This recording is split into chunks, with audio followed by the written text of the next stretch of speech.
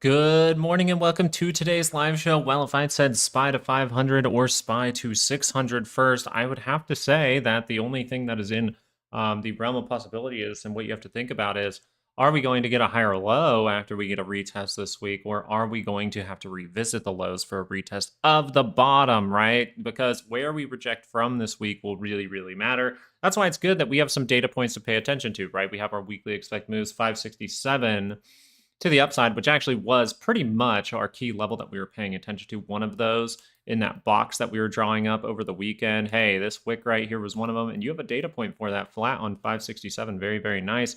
534.28 to the downside. So for this month, for the next couple of days, going all the way down to here is very, very, very improbable. But if we were to really talk about this, it would be whatever this move does can really dictate whether we're going to go to 600 or whether we are going to stop short and have to go retest these type of levels down in here, right? We see this wick down here. We could probably just mark that off, to be totally honest. But the reason for this zone down here is to tell you if anything really bad is going to happen. So maybe in that zone we could include, some things. We could include that wick at the bottom there, because that's most likely where you're going to get your retest. So we'll be finding out about that. But I just pulled this across from there, if you can tell. Pulled it all the way across to the highs. That's why it's so long across the way. So for the most part, you have a zone within a zone down here. If you get down to here, then yes, you are testing 500. But I think you can have a hint of whether that is more probable than 600 first if you just pay attention to this week and say, hey, if we head up to here and then we reject off, we could end up going all the way down to those levels, right? We can do a lot during the week. We go into a 2-hour chart. You could do something like go up, go down, come back up, then drop back down, right? That way you're more so doing it towards the end of the week. So the market makers, Wall Street, wouldn't be taken too far off guard by it.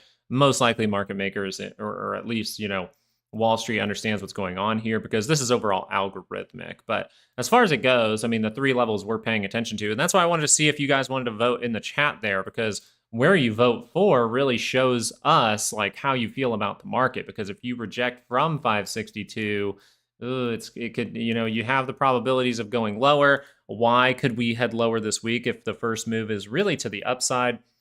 Well, let's look at this again, right? GDP growth rate, 2.4 down to 0.4 or 0.5. You can already see the excuse that would be printed in the news, right? We can see if they wanted to sell off the market for a reason, well, this would be a reason, right? We got to look at the psychology of it and look at the charts with it as well and see where we're rejecting from. It can tell us a lot.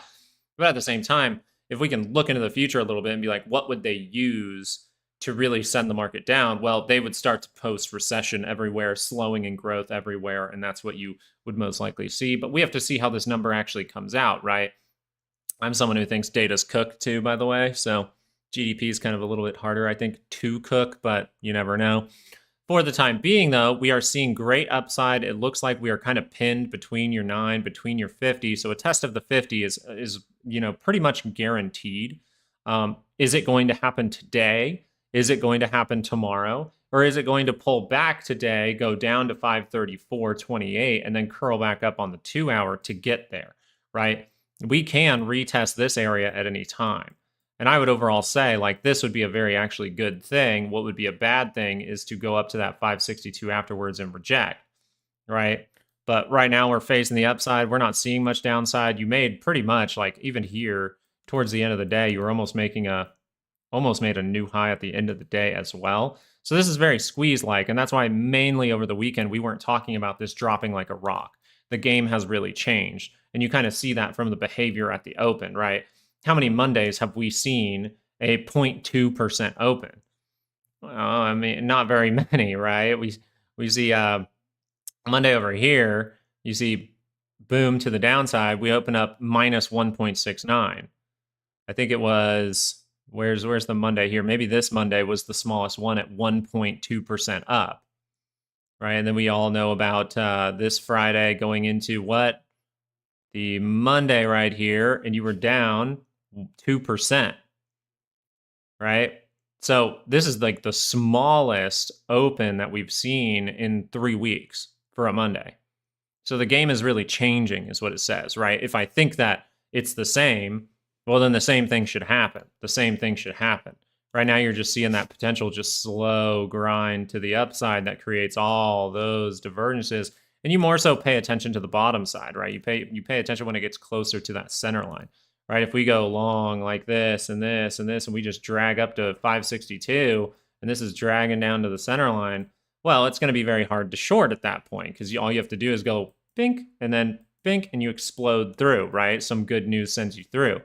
But we already looked at GDP, and if that estimation is anywhere in the realm of correct, anything below, really anything that's below like 1% can be pretty rough for the market. It'll be hard to, shake that off because that will be like, growth being cut in half quarter to quarter. So that's what I'm paying attention to at this moment. I have that little vote down there for you to see if that is going to be an area that you think we're going to reject from. Wolf flying up 12%. Hey, Wolfie boy going, Nicholas. Wolfie boy going. Can't wait to hear Trump put us in recession. Well, and that's the thing you need to understand. How long have people been saying this is going to put us into recession? Hey, guys, what did we just say? They price it into the market, right? So does the market wait for the news to come out? Or is the phrasing of buy the rumor, sell the news the thing? Sell the rumor, buy the news. Is that the thing? Right? Why is that even a thing? Well, because the market prices things in, right? So recession, tariffs, recession, recession. Oh shit, tariffs even harder. Oh, we didn't expect that. Tariffs even harder. Recession. We're going into recession. And then we start to do this and people go, we're going into recession. We are going into recession. It's like, it could already be priced in. Now, what do I think we need? I actually think I would like to see a test of this level again. I really would, because it would tell us a lot. If you do this and then do this, you're really saying like we can have a bull market for the entire summer, right? So this is a very important moment. This little like squeeze that we're getting here, which, the only way you do this is if you get some tariff news in my mind. Right. And I think that they said in the next 2 to 3 weeks, we're going to get that news. So I think paying attention to that weak GDP as people still think recession, that'd be the perfect thing to make you go down to these levels and retest them. Algorithm likes it. It turns back around. Hey, bad news can become very, very good news. Right. Have we seen bad news last week? Yes, we did. We actually saw it on the last trading session, right? Something that normally would be used in the media to tear the market down by at least 2 to 4% was right here, right? Right here. This right here was when Trump said that he is not going to lift the tariffs on China. Well, what happened all the times that he said we are not going to lift the tariffs on China? Boom. What happened this time? It actually was able to resolve itself very quickly. So the game is changing. The uncertainty is getting a little less uncertain. They're just like, all right, he's just not going to. He's not gonna lower them. He's not gonna lower them. And getting a reaction from China is probably the answer here, but they're going to need to go through some more probably pain. If you really go look at those, and thank you, Willow, for sharing some of that video with me, but I watched a couple other ones. Man, I have a heart for those people, but at the same time, their government doesn't seem to have the biggest heart for them either. So I can't really be on that side of things, but at the same time, I'm just like, all right, China's in a bad spot. Whether you like it or not, the people are your economy. That's what I believe. I don't believe GDP. GDP's not the economy to me. I understand it can be, and I need to pay attention to it for the market, but the strength of your individual people is more the economy. And our economy is different because we go into massive amounts of debt to show fake strength, and I think we're going to run into that problem eventually. But for the time being, what's happening on your charts, the selling that you used to see isn't there. Now, you could see a moment that looks like it, right? We could see a moment like this that really looks like it. It just flashes up here, flashes down, goes to 545. Everyone thinks, oh yeah, this is it again. This is it again. They're like, wow, we finally, oh yeah, look at that move. It's down 1%. That's the lowest percentage move for a Monday that we've seen, really, even if this were to happen right away in the morning. And then it would just probably curl back up because you're very positive trend, right? That could just be a retest. You just broke out of this. So getting a retest of all this would not be a bad thing. But you've already kind of done that a couple times right in here. So we'll have to see. More so than not, this is leaning towards what? Well, daily MACD, daily price action is really starting to curl up there. And if you just look at a daily chart and you go, okay, what are the key levels I'm looking for? We just broke through the first one, say 549, 550. That's why we were talking about this in the Rumble stream on Friday. This is why we're talking about all these things retesting up at higher levels. Pullbacks will most likely be bought up by buyer demand. So that tells us a lot going forward and tells us, okay, we need to pay attention where this rejects from. And how did we overall show that off? If you missed the video over the weekend, well, you might want to go watch it. But we were talking about a couple of these moments. Well, really just one, right? Really just one. And it was this one right here, right? We were down about 21%. We're down about 21% right now. What happened? Well, we tried to go back into this box, right? We see the box. Okay, we broke through the box. That's a good sign. We go up a little bit higher, and we hesitate before we break to the downside again. Which means what? Well, we didn't even exceed the halfway point at all. So the probabilities of revisiting these lows was a good thing. It was a very, very good probability at that point. And we're looking at the same thing right now. Now, the thing is, when this was retesting these lows, what was happening? Gaps, and it gapped below the key level. Notice this. It gapped below the key level. Okay? And then we use that as resistance again. We go down lower. What happens? We catch bounces, and then it's a lot different after that. But for the most part, this, right, this is 21%. Well, from this drop right here, you went down another 13%-ish. So we're watching this very carefully right now because we're in that same moment, a very like moment than that as that one right there. We're in a very similar moment right now where if we reject from the bottom half, right, anywhere below 562 or lower, the probabilities of revisiting this low are actually higher. Retesting that low will be higher. And then we'll figure out like, hey, is this thing crashing or not? Because guess what? If it's crashing, then you'll probably go down to this level. You'll probably get some kind of little bounce, and then you'll roll down. You'll roll through this red zone. That's why I have the red zone here. If you roll through that entire red zone, that's going to be a big problem. But is it what we're really focusing on right now? No, we have to see where this thing's going to get to. And so let's look at the shorter time frames. Let's pay attention to our daily expected moves and understand, hey, where could we get to today? As far as today goes, if we're going to pull back on the 30-minute, 545.19. If we're going to keep this slow grind higher and then get some kind of little pullback, kind of like this one right here, maybe this little thing right here, maybe a little bit more extended than this one, well, then this would be the type of look we're kind of looking at here at that 55609. All right, it's very, very nice. Now, as far as if this is an A, B, C, well, that would land you all the way more so towards 567 or higher, which means what? That means we can hold up by retesting the breakout area right in here, where those bears were really lurking for a long time. We saw all those big drops. We can look at this level right here and just go, boom. Okay, this box right here, pull that thing over and go, okay, if we do this, very likely to do this, then we can see if we're able to hold up better or if we're going to just, fail it and turn down to fill some gaps, right? We can see what the market's going to do with more price action over time. Right now, is this a bearish thing? No, it's not.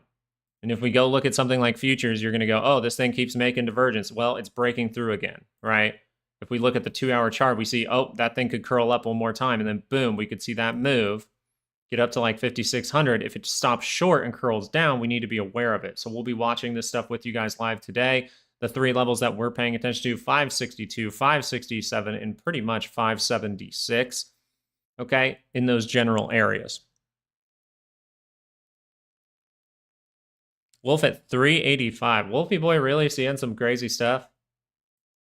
Ooh, Wolfie boy wanting to see that little squeeze action. Wow. Good job, Wolfie boy. Well, that makes me go, okay, GME need to do the thing. Oh, it didn't do the thing. It didn't do the thing on Monday today. No big gap up, anything like that. What about its buddy AMC? Did that thing gap up? Oh, damn. Unlucky. So, not the moment, most likely. We'll check tomorrow. If it's not happening tomorrow, it's pretty unlikely to happen towards Thursday and Friday.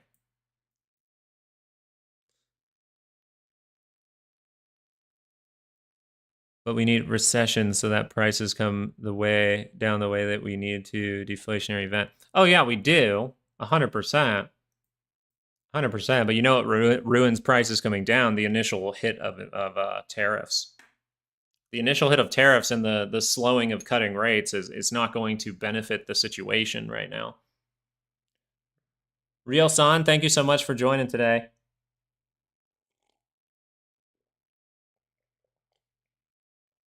I'm sorry, Sebastian, I don't post daily expected moves to Patreon because on that side of things, as far as anything that you want to, purchase from me, as far as weekly expected moves, monthly expected moves, everything that I give out that costs money are going to be things that I truly see as helpful. I know that day trading can be a very difficult thing, and some day traders were in my Patreon and they ruined it for everyone. So I apologize about that, Sebastian.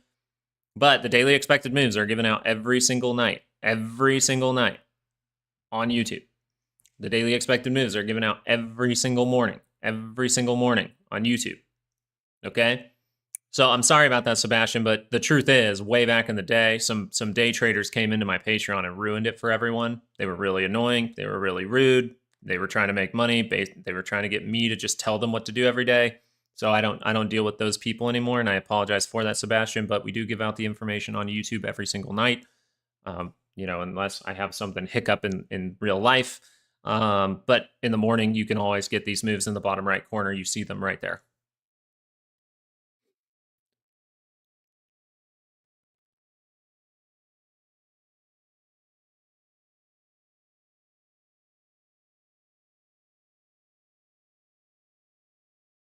Yeah, I'm sorry about that, Sebastian, but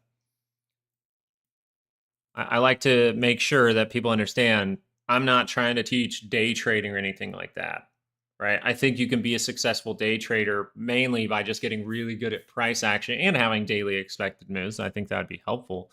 But is day trading my game? No, I give myself more time. I don't want to stress myself out every single day and think that I have to make money every single day. But, that's why we're different. It's fine. If you had to buy 1,000 worth of call options on a stock today, which stock would you choose? Amazon. I would choose Amazon for 2 months. If I had to buy it today, I would choose Amazon for 2 months. Why? Well, because of everything that's drawn up here. If all this starts to take place, that'd be crazy. Now, do I think Amazon is safe right now? I would rather you give me some time to figure out where this is at, right? Buying calls here, kind of rough, right? You're starting to see that upside. You don't know if this is going to reject from here and go down. You know if we're going to go up here and curl up. I'd much rather be patient and wait for this. I'd rather be patient and wait for this and then make that decision. But if you're saying gun to my head, okay, I have to buy calls right now, it's going to be Amazon for 2 months. It always takes just a few people, Templar Kings, yeah. Just a few people kind of make it go, ugh, this is annoying.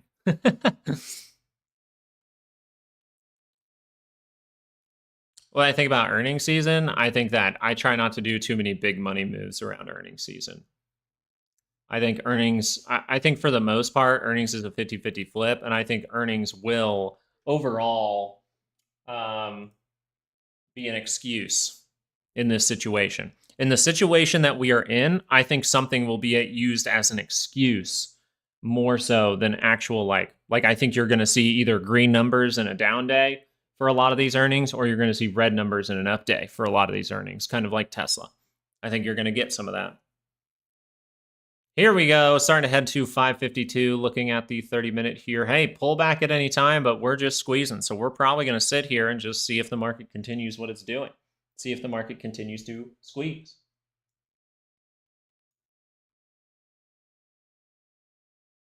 Very nice move to start off. A little pullback would be nice in these areas. I mean, you could probably, go into 5-minute, 1-minute charts and look for your little pullbacks and things like that. Let me pull up right VIX over here.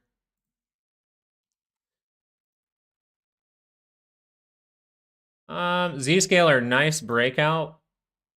You are looking to test 226, 227, 226, 227, and then you might retest back into 216. If you retest into 216 and it goes well,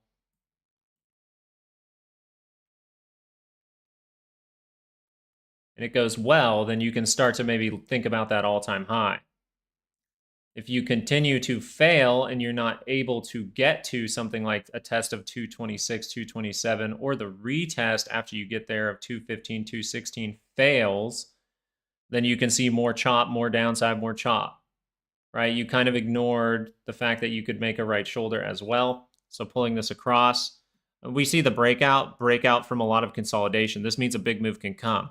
But a lot of what we need to see is this right here, this level of about 228 all the way down to the wick of about 226. That level right there is pretty important because if you reject from there, you can rotate down, but it might be for that retest of 215. We could reject from there and actually make another pull down just to come back down into the zone. But for the most part, if you go like bink, bink, bink, that's how you get to this level right here. So either that or you just blow through it, right? You just see that strength come in. You've been bottled up for a long time, bottled up for a very long time. Now, how is all that going to happen? Is that going to all happen today, right? That's what everyone wants to know all the time. Is that going to happen today? Well, the weekly curled up. You could just see it blow through. But I think it'll take multiple days. I think you got to get through this week. There's too many earnings. Too many earnings. Wolfie Boy just going, huh? Wolfie Boy running into some resistance there, too.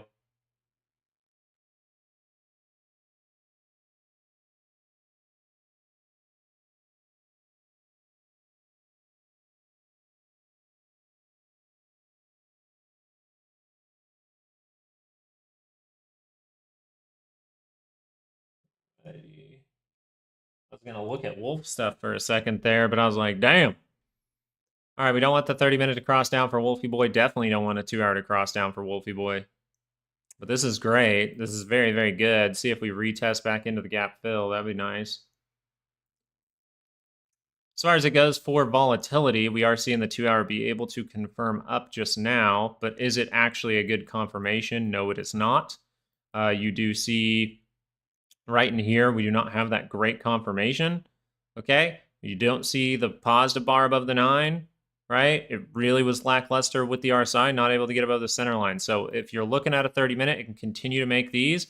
If it tapers off one more time, yes, this is a level where we can pull down for a moment.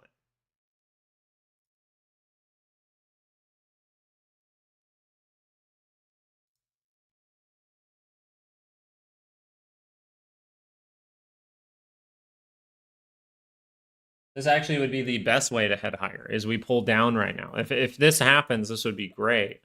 You pull down, you do something like this during the retail moments, you start to see that curve back up at the end of the day, we get some kind of move up with some kind of earnings excuse, then we go test that 562, and then we see what happens going on into, say, something like Wednesday, right? When we get that GDP print. Because if we're going to reject from 562 at any point, that would be a problem. But I think there will be at least, even if we go to higher levels, go to the 576, I think we'll at least see some kind of shakeout. Can I get weekly for the QQQ? Weekly for the QQQ is in the bottom right corner. You can see it down there, 470, or sorry, weekly. My bad. You're right. That was daily. We see here 489.98 to the upside. Sorry about that. I like milk. For some reason, I was like, oh yeah, weekly expected moves in the corner. I'm being dumb. 489.98 to the upside. You have 455.14 to the downside. Now, what do we notice about these levels? This is good. This is really good. This is really, really good, right? So what does this mean for the Qs? This actually more so means that since the Qs, especially here, they don't have an equal low, the Qs are looking better, right? The Qs are already almost to this point, while the SPY is not. The Qs could get to this point while the SPY might not, because the weekly expected moves are a little bit separated, right? The SPY would be like down in here, right? Down in here. And so if the Qs reach up to there, the SPY might reach up to here, and we might see this and this.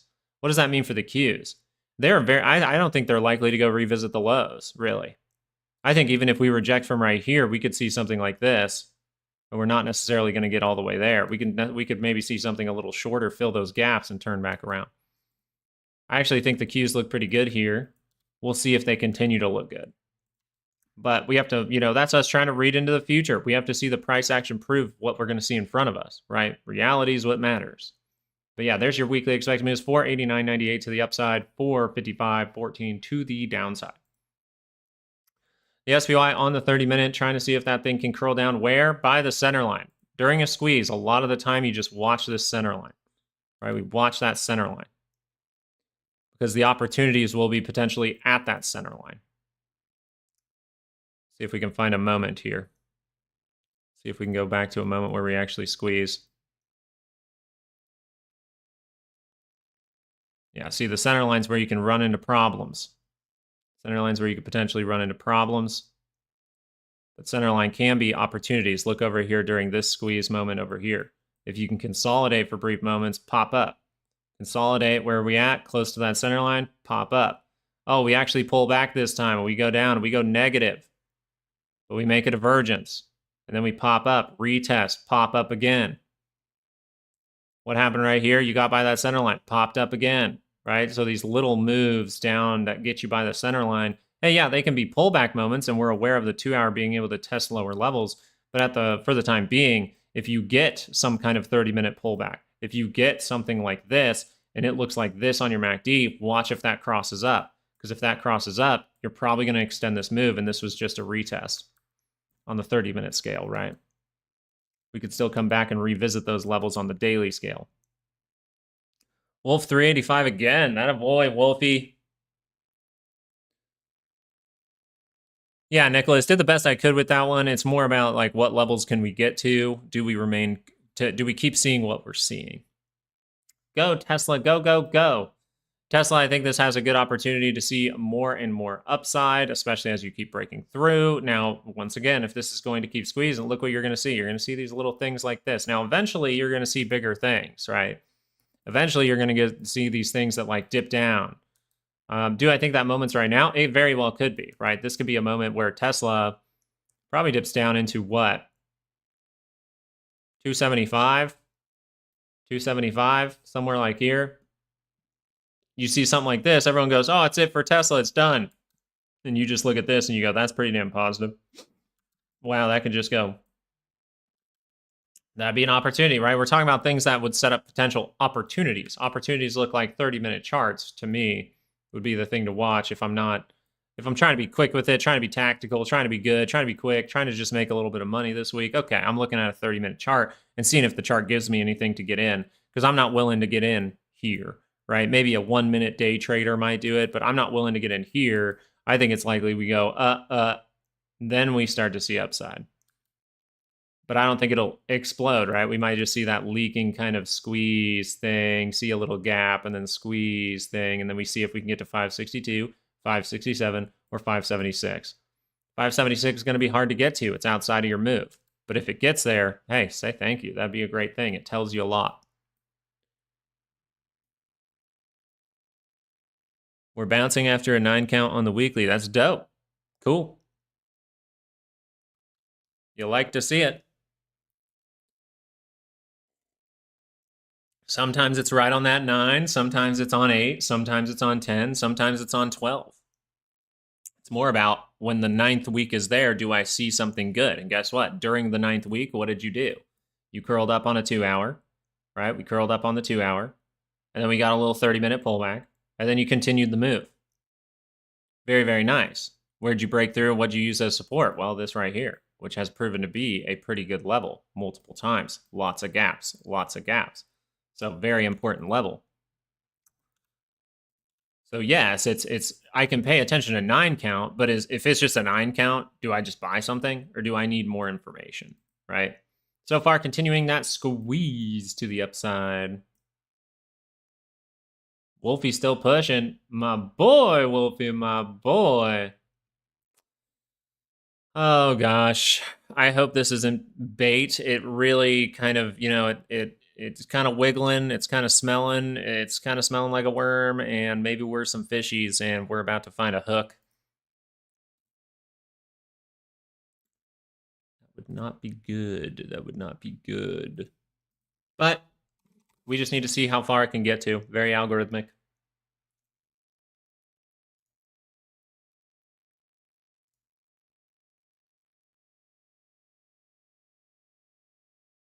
Alrighty. Let's go back over to here for just a moment. Looking at some stuff over here. Trying to pay attention to volatility a little bit. Look at that. Nice stuff there for ZS, though, bud. Nicholas, nice stuff for ZS. Still holding the move. We'll see about a little retest or something, but very, very nice. SPY continued to just trickle up. Remember, we did leave this sneaky little gap behind. Sneaky little gap for the day. There are some sneaky, sneaky gaps around here. And then some not so sneaky gaps down there. One thing to note, the dollar is not seeing the strength today. So one of our hints of this overall move is, do we see good things from the dollar? We do not see that at this moment. So this means be a little bit cautious for the time being. Making big, big plays. When the dollar's reacting like that, we got to see what happens next for the market. VIX for the time being, let's see on the daily scale. Trying to break down for a new low today. Looks like it's got it. It has the new low. 30-minute is something to watch right now. I think as it is close to the center line, we start to pay attention to it. But nothing to go off of yet. It's just completely breaking down, so you're continuing to squeeze. Very nice. CPC last Friday, coming out at 0.75. People rotating to that bull side. As far as it goes, the only one that's really, I guess, probably rough would be NVIDIA, and NVIDIA could need that test of about 105.50. We'll see if it's able to hold up here at that 20. Not really the most key level, though. You really think that that 105.50 would be much better, or at least 106. So I'm looking at NVIDIA over here, just so you know. Looking at NVIDIA, seeing this, and I'm like, I want to tap back into this zone at least, right? I want to tap back into here to see if we can get to here, and then we'll see what happens. But if NVIDIA rejects from lower than this, I mean, if it rejects from below 114, something really nice would be, hey, do we see that 30-minute pull down, see that curl back up, and then we see a divergence right here? This would be really, really nice. That would be a good hint. We'll look for hints. We'll mention the hints on this channel. We'll mention it during the YouTube videos at night. And we will be putting out probably a Patreon video eventually once we see something interesting. 553.05, new highs, new highs, new highs. That is fantastic.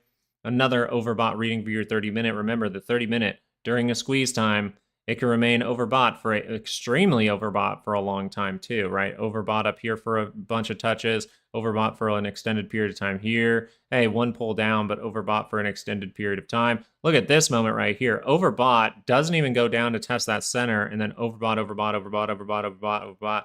That was an entire almost, shit, that was almost 10 days. 10 days. 10 trading days, that is. So 2 weeks about. Almost 2 weeks worth of just the 30-minute remaining overbought.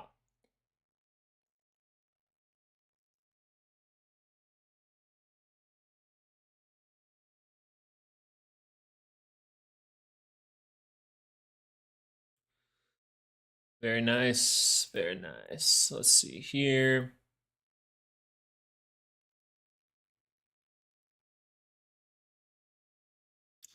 Let's hope we get something to go off of now. Because right now it's just, hey, when does it stop? Does it continue from here? When it stops, doesn't necessarily mean like everything's good and dandy. It just means like, hey, this is probably a trap to the downside.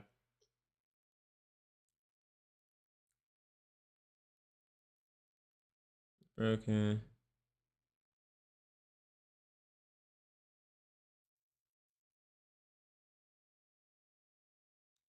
Nice. Okay, let's see what you guys are chatting about over here.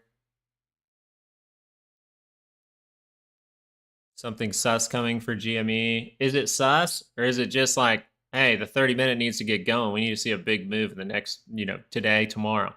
We need to see something big. You have a lot of risk here of turning to the downside.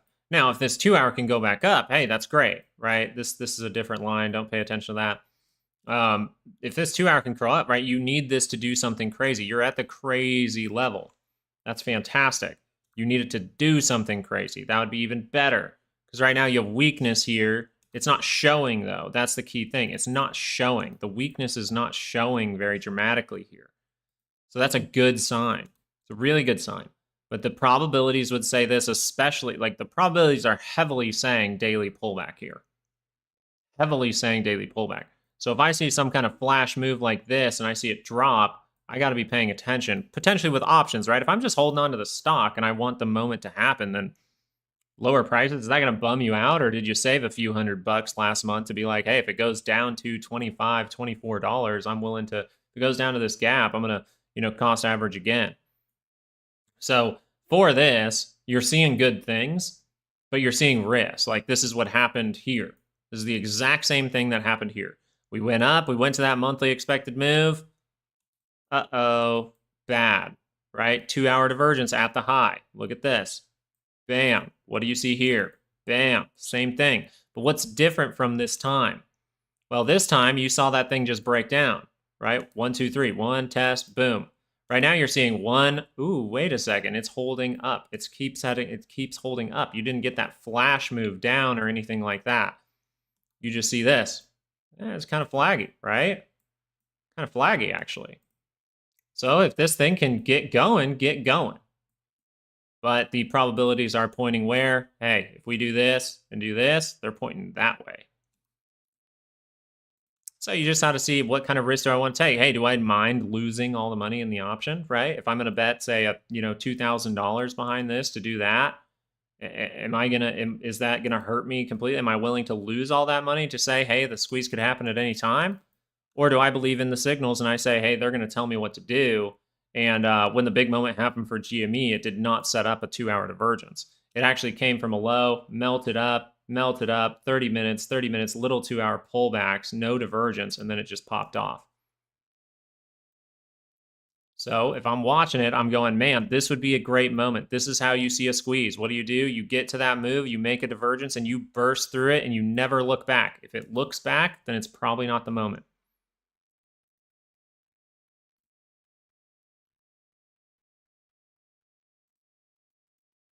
Very, very nice. Very good. I'm glad we talk about those things. Looking for 546 SPY puts. Let's get it. Hey, I'm wishing you the best. I'm wishing you the best. I mean, you look at little 5-minute time frames and you're just like, man, that just violated divergence again. So it's very likely that you're probably going to see this throughout the morning. Maybe something like that. Maybe it's a little bit deeper. Maybe it's something like this. See if it can get some volatility back in it. If it can get some volatility back in it, that would be nice. And you're starting to see bits and pieces of that. But you can see kind of the area where we needed to fail and drop below this low. But really, this move here and this retest told you everything you need to know. It tells you pay attention for bullish setups. What a fantastic morning already. That's great. We love to hear it. AMC trying to do something. Let's go check on that little meme boy. That's not bad. That's not bad. Look at the 2-hour trying to curl up here. Hey, very, very flaggy at this moment. Be aware if that crosses down. Not necessarily a good thing. Daily trying to reject here. So this could be a big moment, right? I'm not saying that GME has to reverse down. I'm saying that's what the signals are pointing towards. The signals don't necessarily point towards squeeze. And I don't think it has to happen the same exact way it happened last time. What I'm overall saying, though, is if we start to see daily charts cross down, we know that that's not something that needs to happen. We know that that's very bad, right?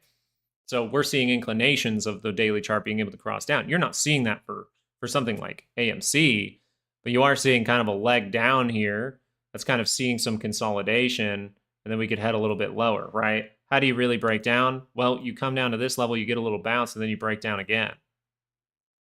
Then you come and test these levels.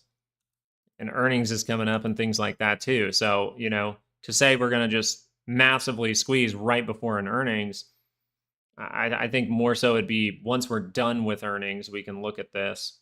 But signals are still good. I'm not out of it. I'm not out of anything yet, right? I'm still watching because this 2-hour confirmed, and I go, let me just see. AMC, I'm just like, yeah, that thing's cheap as hell. I don't need to sell that thing. Look at all. It's not going to hurt me. All right, 30 minutes, starting to see a little tiny bit of resistance come in. Looks like at a price point of about 553.54. So now we'll see if we can fill that gap, continue to squeeze, or if we're going to pull down to shake some people out. Maybe just a gradual pull down would make a lot of sense. There is like a chance that this could happen. This is pretty low probability, just to be totally honest. Like this is pretty low probability for the time being. But if it would happen, I would say that's a gift. I genuinely would be like, wow, that is awesome.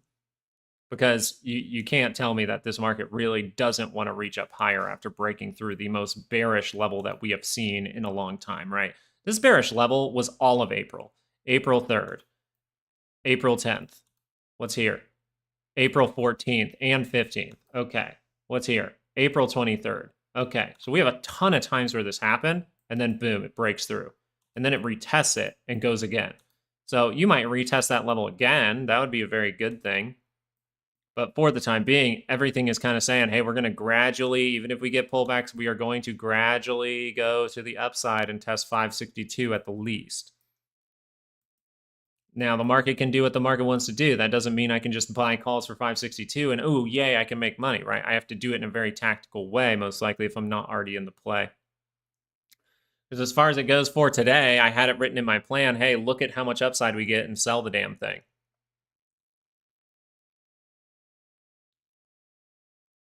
And so I got to check on Amazon for a brief moment here. See, Amazon's not giving me the most confidence, so I might have to sell the damn thing. Make my money. Taking profit, never a bad thing. This way, what can I do? I can sit. I can say, this doesn't look obvious anymore. I want to find the next trade that's going to be obvious, right? I think we're going to reach up to those higher levels. Does that mean I want to risk my money that I've made so far in case something else happens? No, I like the money. So, taking profit, perfectly fine there. And guess what? If Amazon would pull back to a price point of about 182, 183, you know what I'd be looking for? A retest of that 5, see if it turns back up.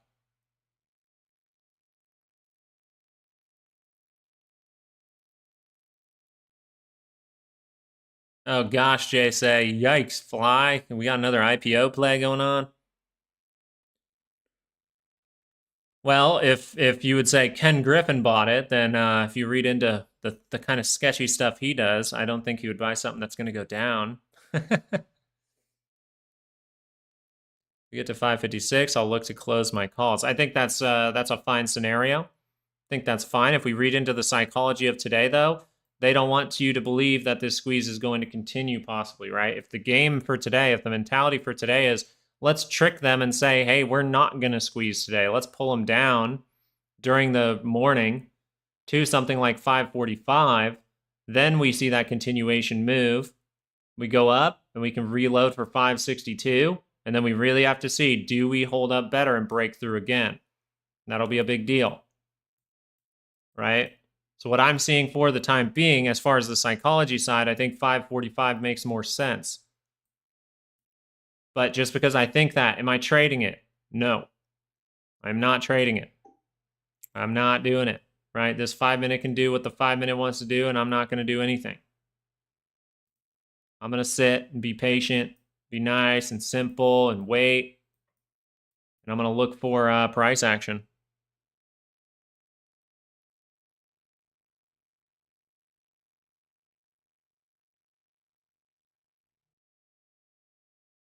$20K on short, the market, cross my fingers. Whoa. 20K behind a cross of the fingers. A little bit rough there, in my opinion. But hey, you do what you got to do. Maybe you know a little bit more about what you're doing than we do. But I don't like to cross my fingers with large amounts of money. That's for sure. You know, if I throw something at if I throw an option at GME, throw an option at AMC, yeah, I'm going to cross my fingers, but I'm not going to lose sleep over it. But hey, I wish you luck, Samuel. I hope it works out for you. So really, though, downside trades are going to be a little bit more difficult in this environment, Samuel, just so you're aware. Downside trades can work if you're very tactical about it and you understand where this thing might go to, what the game is being played, maybe read into the psychology. I get it. I don't think there's enough info for me to say, yes, a very obvious downward play is here. I just think that would be very, very interesting to see. And then the real trade might actually be right there. We'll see what happens. But we got to see how this thing forms, because if we do this, we never see that curl up, that's going to be a problem. If we never see that curl up, we can end up down here. I don't think this is the highest probable thing, but I'm aware of it. Fuel the squeeze, yeah. You know, if it's a short squeeze, and you've probably seen that all weekend long, I think plenty of people understand. They're going squeeze, squeeze, squeeze. Well, if you're squeezing to the upside, what's very difficult to do? Short. And that's all we're getting at. We all hope you do well, though, Samuel, all right? It's a lot of money to be risking today, huh? Maybe not for you. It's bigger than my position size that I like to take in these environments.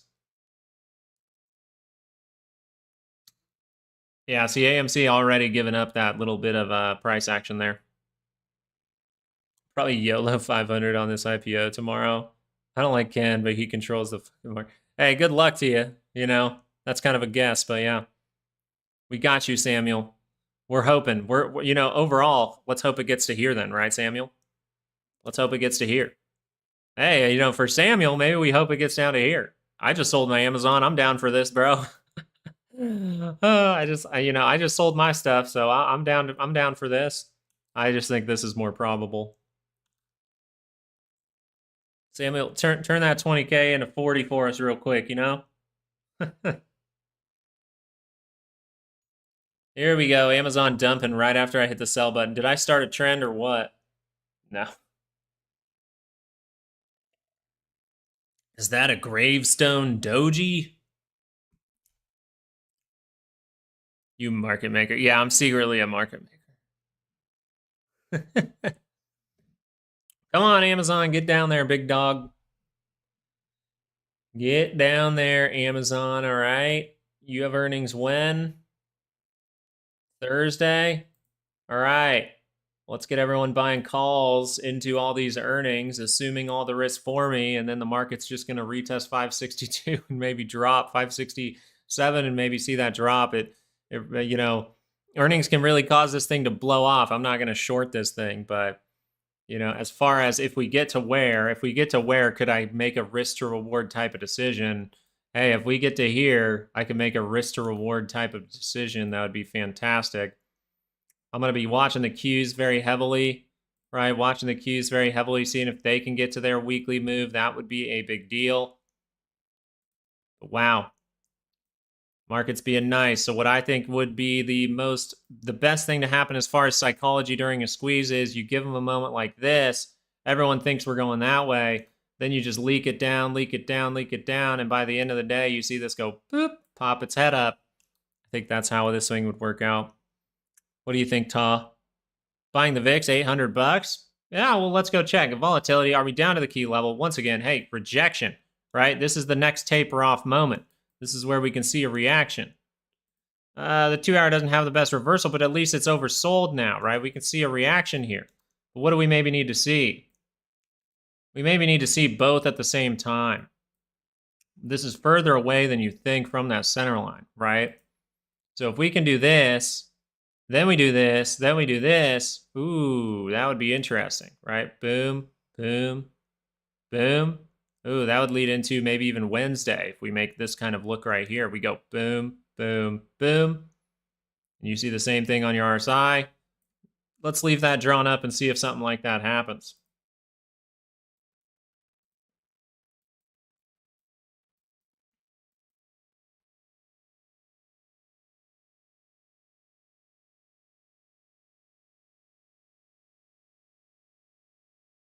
Once we break through this, day traders might jump on that bad boy down to the daily expected move.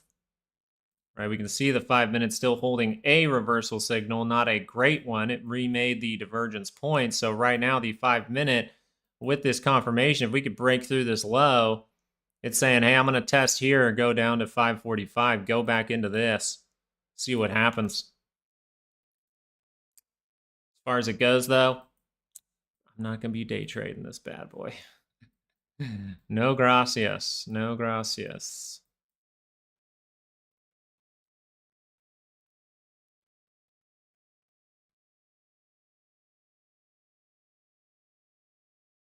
What are you guys talking about? 545 would be great. I think so too. Same SPY daily moves from Friday. They're the same numbers. No, they are not the same as Friday. Friday was a lot more priced in implied volatility. I can even check.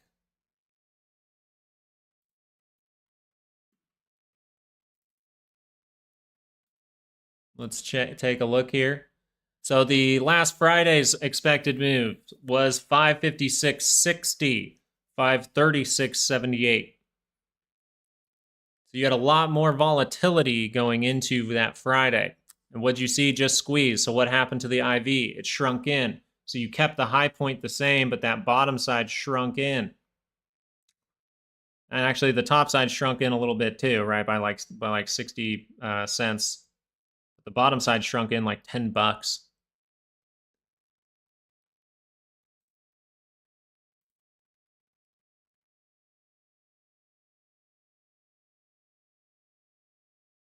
Oh, the chart on the lower right. Oh, I apologize for that. I might not have updated that. I'm sorry about that. Did I not do that correct? Oh, I'm sorry about that. God dang it. Of course I butcher something during the stream. It would just be that, huh? I clicked on the wrong freaking picture. There you go. I just updated it. How's that, Robert? Robert, thanks for shouting it out. I appreciate you, buddy. That's what this is good for, right, Robert? When are we getting our screamo? When are we getting our metal song for the stream?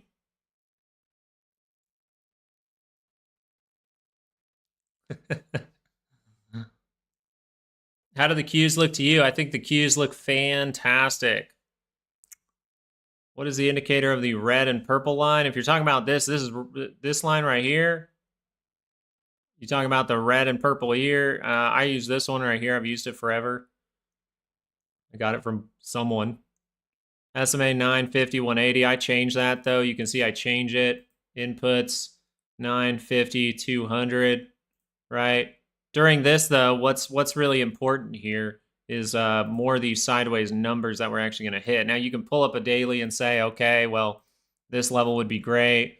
This level would be great, right? So the 50 is kind of important here because it kind of adds up to just before the middle of our zone in here. So we can use it as a rejection point. We can see that it's coming down, so we're still paying attention to what? 562. 562. Even just above that, 562, right? We don't want to change it because this changed. We'll look at 562. Uh-oh, look at that. We just fill the gap and we keep going. You see how this is difficult to short? You see why I'm not shorting the damn thing? It can literally just keep going. Keep going. Keep going. And then break down. I would love for this to happen. I think this is still probable. We'll see. But right now, am I going to short that? No, I'm talking about the opportunity is to the upside. Wolfie boy on the strength there, 17%, 3.85 now. Looks like last time I looked, it was 3.88. I love it. This is pretty cool. Some cannibal corpse. What's the indicator of the red and the purple line? Yeah, so those are just moving averages. Those are the 200 here, the 50 here, and the 9 here, and I have it updating based on the chart I'm on. Okay, so this is where you just look at, I don't think you can do it to where it switches on this. It just does it. Yeah, it just does it on its own. So you can't even switch it in any way. If you want to switch it, you have to switch it here. But this will update with your chart. So this is a 9 moving average on the 30-minute. This is a 50 on the 30-minute. This is a 200 on the 30-minute. Would a sign of the finalized trade agreement between the US and India push the market up significantly? Most likely, yeah. I think that India, I think that you're going to see potentially, this is what's going to happen. And I think this is how it works, right? When a company puts a deal on, what do they usually say? Hey, first 20 people that come in get this. Yo, I'm down for 570. Let's go, Sammy.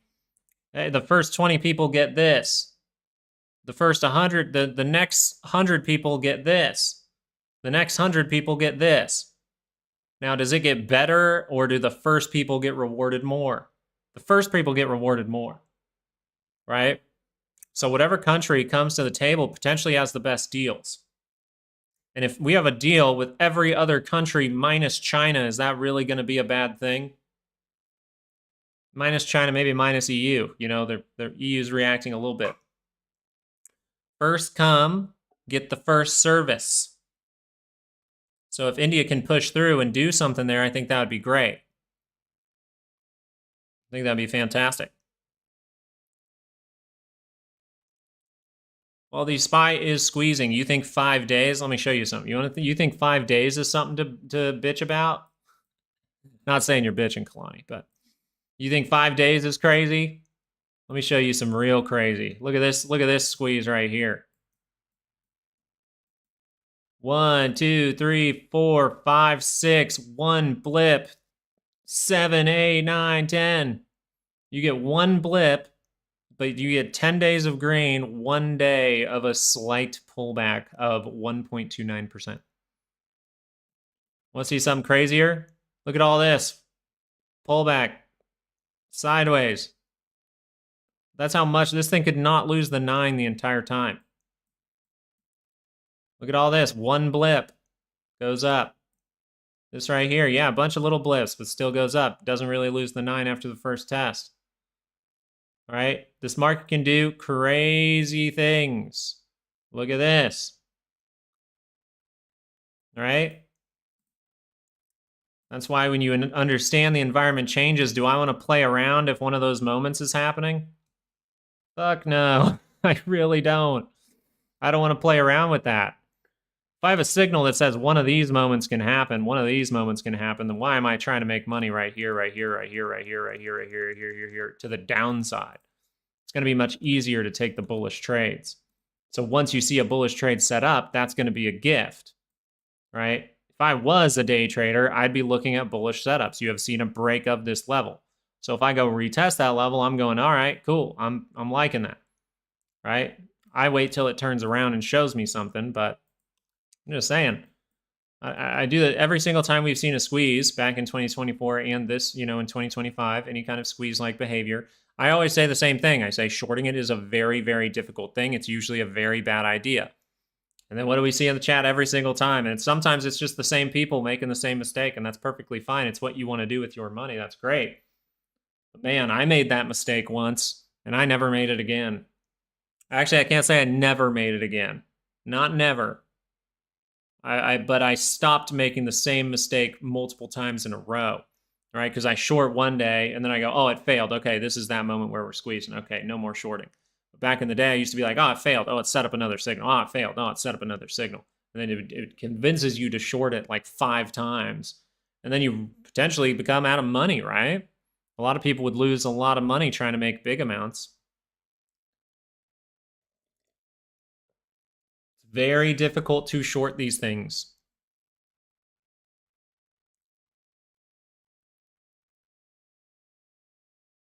Is GME doing the thing? We need GME to do the thing. It ain't doing the thing. It ain't doing the thing. Now, some things that are way out there. Palantir, man. Palantir, you're way out there, big dog.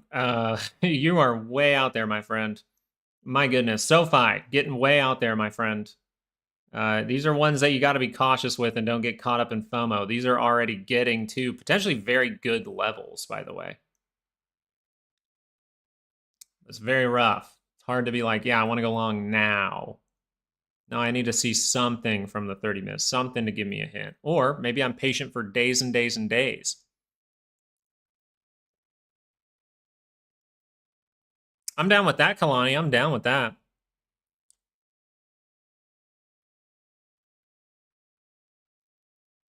Yeah, I'm just thinking this is a FOMO earnings trap. This really has the smellings of it. Gold, I think it could see that next upside move, actually. Gold, if you really look at the, you kind of GLD, this is GLD, but you kind of look at this and you just go, oh, okay. All right, let's connect that. We'll say, okay, one more dip down maybe, but look at this. That's a divergence. 2 hour could curl up. What do we say about this? This is going to be a 2 hour pullback is the most likely thing. It can continue the move, right? If the daily scale crosses down, it's a little different story. A little. It can be a bigger pullback. Is it the end for gold, or is gold about to boom to the upside and we're about to get some kind of pullback in the market? That's what it seems like at this moment. But don't have confirmation from the 2 hour, have the 30 minute. The 30 minute looks very flaggy, so that can easily fail, right? We understand the plan for the trade and the plan for if the trade goes wrong in this. If the 30 minute crosses down, that's not what you want to see. It means, oh, this is bad. It could do this. If it does this, I can be out. But if it does that again, I can say, what do I see down here? Right? Reacting, reacting, reacting. And then once you see the good thing go, let it go, dude. You know? Once you see your trade actually confirming and things look good, let it go, right? If nothing's going wrong, there's nothing to do. I'll be right back, guys. I'm going to go take a pee real quick. Be right back.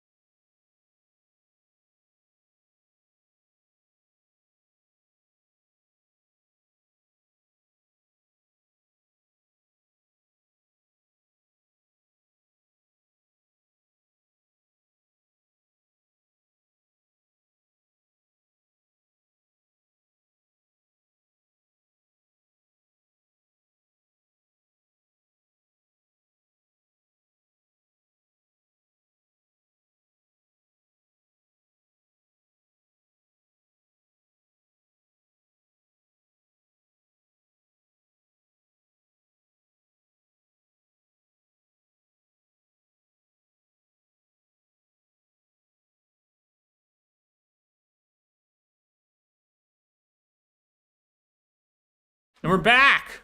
Not Navin, we're back. What's Ta saying? Why are people laughing at Ta? He said I'm handsome and condescending, like he's better than us with that beautiful hair. Who? Who? Oh, I am smelly. Ask my wife. I had to get special deodorant. Your boy, these pits, they get stanky. I had to get special deodorant. And now we're good. We smell delightful every single day. Sorry about that TMI info, but hey, you mention it. Did you wash your hands? I have an argument for why you shouldn't have to wash your hands if you're a dude, but we can get into that another. Maybe that's a Rumble stream later today. Come back, I like milk for Rumble, and we'll talk about washing hands.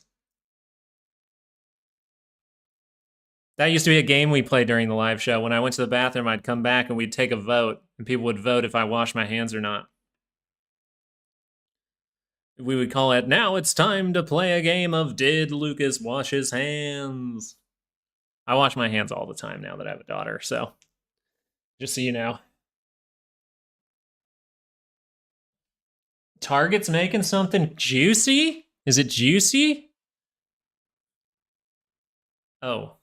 I got good pipes, Ta. I got good pipes. Let's go look at Target then. Here, I'll look on my other screen. Keep the pipes good, you know? Gentlemen?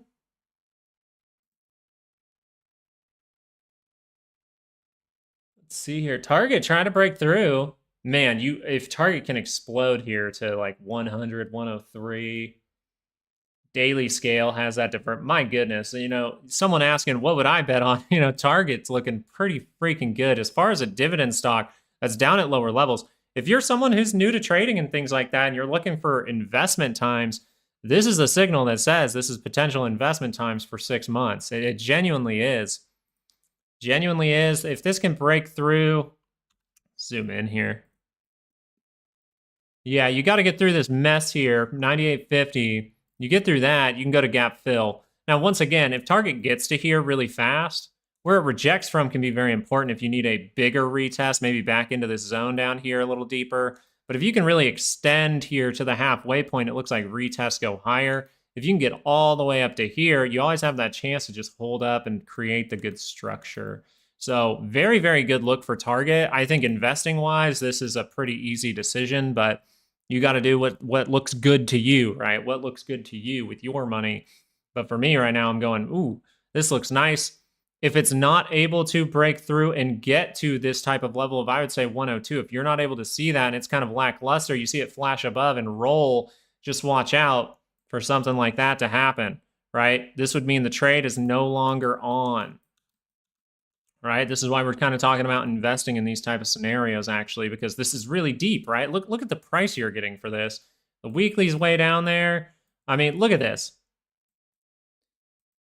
My goodness. Like, look at this. Look at this price. You are getting 2020 pricing. You are getting COVID crash pricing right now for Target. COVID, you know, hey, we can do whatever trading-wise, but investing-wise, even I said I like Target. I kind of want to buy Target, to be totally honest. I kind of want to buy Target. I'm not going to lie to you. I think it looks pretty damn good. What's the dividend on this bad boy? 4.64. That is not bad at all. That is not bad. I'm just saying, Target. Whoo! And guess what? My wife's at Target right now. Time to grind that job, not now, and have a great day. Dude, Target looks fantastic. Let's look at the monthly scale. Let's really look at this from the investment perspective. Wow. The monthly is down at the monthly 200. I'm going to buy some Target. I'm investing in Target right now. I don't give a shit. I mean, it's got dividends. It's a grocery store. It's a great place. White women love it. There's a Starbucks inside. White women love it even more. We buy our diapers from there. We go to Target. Come on. What are we even doing here? Target, as we call it. Target, Jonna. Now, do I even care about the price then? Am I going to go in and try to find the best price? No, I'm investing. I'm investing, right? Now I just got to decide how much I want to invest in this kind of environment.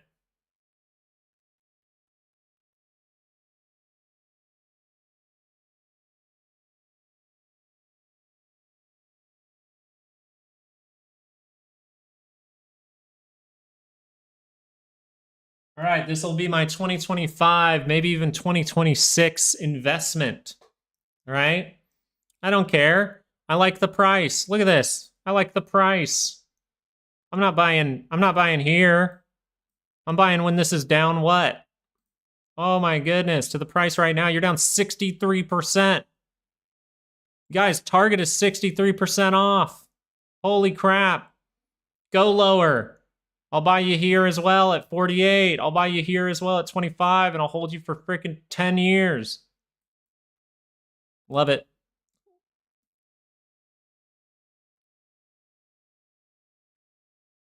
Are we all bullies here in the chat? Wait, bullies? Like bulls? A team trading?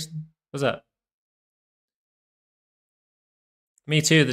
Well, it's just, so we're talking about this A-team trading strategies. Just so you're aware, we're talking about upside only because it doesn't really matter what happens in here. It does not matter what happens here. Most likely, this is a very obviously squeezing. You just broke out from this. And the big reason for only saying those higher levels is because of this. You just did something way different. Way different. Way different. Way different, right? With the bad news here, way different. So if you come down to this level or down to this level, it's still very likely that that is going to be a higher low. So whether you do this first or whether you just go to it now, 562 resistance, curl down, curl back up, maybe we get to 567. So these are the biggest thing is this is very algorithmic looking at this point. That's why it's going to frustrate a lot of day traders. Watch. It'll frustrate a lot of day traders because they're going to keep trying to short it. Might even frustrate a lot of position, like medium position, like 2 week players like myself, 2 to 8 week players like myself. Right now, I'm mainly focusing on 4 week plays. And then I've gotten to take profit early a lot of the time, which is fantastic. But for this, it's going to be very difficult to short. You're going to have to be very quick with it. Right? So you probably have to be a day trader who understands I'm going to get smaller swings and only taking 2 to 3 points on those trades. So what we're looking at here is a squeeze. So where's the squeeze most likely to go? Is it more likely to go like this and just plummet through the floor? Or is it more likely to just leak higher, see a little pullback, leak higher, see a little thing, leak higher? That's the more likely thing. And we'll be watching. As far as it goes, the real thesis is, hey, where we reject from in here matters. Because if we reject, I would say, 562, then we can go like this. If we reject from 567, we could do this. We could also go down to here, still a little bit probable. But if we can go all the way to the top side, if we can see a boom here, get that overbought sell-off with some kind of news and curl back up, you have great structure to head higher. Okay, so those are the 3 big things, and I think daily charts are the better thing to really be like focusing on. But if you're trying to catch a trade, I think you look for a 30-minute like actual pullback, something that goes down to lower levels in some way. You have a key point for, so 545 would be great. So we might not have the same thesis, right? We might not have the same thesis, but very similar, I assume. My theory is retest of 510 on SPY, then upward to 560.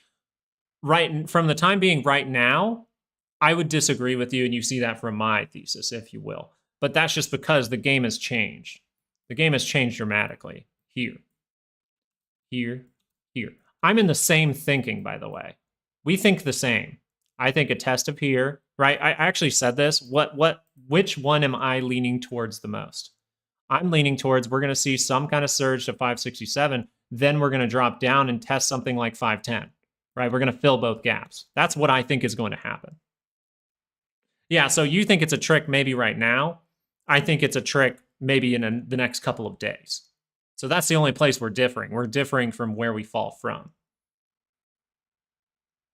If we fall from right here, 510 is way possible. Actually, if we fall like right now and just see bad news and drop all of a sudden, this is actually more probable, I think. A test of like 480. If you lose this zone, ooh, you could go down and down and down to like 406. So I'm on the same boat as you, I think. But for right now, I'm just seeing, hey, where's this thing going to tap out? The 30 minutes still paused, still squeezing. And I think that we have GDP to worry about. We have earnings to worry about that a lot of people are going to see upside moves and do what? Take calls into earnings? Palantir is going to need some gravity. You know, Palantir is just like going insane. It's breaking through that zone, right? And technically I should make this a green zone. Right? We've been trying to color code those zones a little bit to understand, like, hey, if you break through that, that's a great thing. What is Palantir looking like? Oh, we're screaming, screaming, screaming. We're going to potentially retest into that zone. If we retest into that zone and everything goes well, you can see a continuation to the high. Then at that high, what's going to happen? Ooh, maybe bad things. Maybe a retest of where? But this is great for Palantir. Why? It didn't stop here and turn down. It wasn't a fake out. It just kept going. And guess what? Did you ever have the management? Maybe one moment right here tricked you out. But if you just hopped right back in, squeeze. You know? So for the time being, this is fantastic. And even if we fell dramatically from here, it most likely would be a retest down to these type of levels. This is great. This is a great sign to break through this little zone. I love it. It's very, very good. It just means, is it an opportunity right now, or do I need to be patient? Am I going to just FOMO into it, or am I going to be patient? Do I need to be patient for a couple of weeks? Because guess what? What was it? On Thursday, Donald Trump, Bissett, whatever his name is, Bissett, whatever, and the White House press secretary, all of them said in 2 to 3 weeks we're expecting a deal, possibly between India and I think it was 2 other countries. And they said China is probably going to come to the table. They said China is coming to the table, but then China turned around and said, no, we're not. So you get a lot of back and forth there. Google filled that daily gap, 174 incoming. Let's go check on Googmeister real quick. If I can actually find it. Googmeister, look at this, starting to turn down on the 30-minute. Is this a super bearish? No. Where do we want to test? Let's move this line up. Let's move this line up to somewhere interesting. Bam. Right there. 160. 160.10. 160.10. You can get, you can lose that, but you get back above it quickly. We're liking it. Worst case, you come down to here. 156.50. Worst case. Actually, worst case is you get really, really bad news all of a sudden. So let's not say worst case. Worst case is you turn this 2-hour down and you see a moment like this one. But what do you have? You have a low, you have a higher low, you have a high, you have a higher high. So it's much more likely to do something like this. Something like this, really, if you're looking at the 30-minute chart. 30-minute chart, bam, do this, then we set the trap. We set the trap later. Where would that trap set? 168, maybe an equal high. If you're able to exceed that a little bit, get to 172.50, that would be fantastic. Look for divergences and things like that. Looks good. I like it. That one's giving you potential opportunity, right? Look for ones that are giving you potential opportunity, right? Even NVIDIA. If this retouches into that zone, you go test 105, 104.92 right here. Maybe you even get lucky and you get way down and you fill that gap. Boom. And then you just curl up. It's a good thing. NVIDIA's in a different game right now. NVIDIA's in a way different game because it's not breaking through, right? Which means if you get to here, you're not seeing the same things. You need to break through that. If you don't break through that 114.45, that's going to be a big problem. Look what happens around that area. Look what happens when you retest that area. Holy crap. Look what happens when you get back above that area. Ooh, good things. You use it as support. Good things. You lose it, use it as resistance. Bad things. Very, very key level. Very obvious key level if you're just looking back a tiny bit. So if we see a look like this, that could be a problem. The 2 hour is not out of the realm, right? It is not crazy. It's not like everything else that's doing this and making the new high. It can, right? If it does that, that's a different story, but it hasn't done it yet. And that's the big deal with NVIDIA right now. Very nice. I mean, I like the looks of everything. I think everything looks pretty nice. I might look through my other charts real quick. Target sitting stagnant. Oh my gosh, I have a monthly up for Target. I clicked over to the SPY for a second. I'm like, holy crap. That monthly wick is insane. So do we want to revisit that wick level? Like, do we want to revisit this in the next 2 trading sessions? Do we want to see something absolutely horrible in the next 2 trading sessions? Is that very probable? No, that's definitely a 0.05% moment. That is a 0.05% moment if you see this. And that most likely means you're seeing something freaking wild. Be cautious, right? Not just buying it and saying it's going to go up. I mean, that's cautious at that point if you see something drop that fast in 2 days. But no, we're probably going to see this close, a good close at the end of April. Then we're going to see that thing turn down maybe April 30th. We're going to see a little wick on the top. And then we're going to start to pull down to lower levels. That's the most likely scenario. And as far as what I'm seeing in front of me right now, that's how it goes. We're stalling here for the time being. People are still going call side, call side, call side, even more so than the end of Friday, right? Call side, call side, call side. At least more than the put side. So we'll see. But like I said, I ain't shorting this damn thing. That is not my game now. So I'm going to look through, see if we get any pullbacks in the stocks that I pay attention to. Apple leaking higher, leaking higher, leaking higher. Tesla, careful. Amazon, pull it back, baby. Pull it back. Give us a 2 hour pullback. I'm happy with that. NVIDIA, I might be paying attention to this one.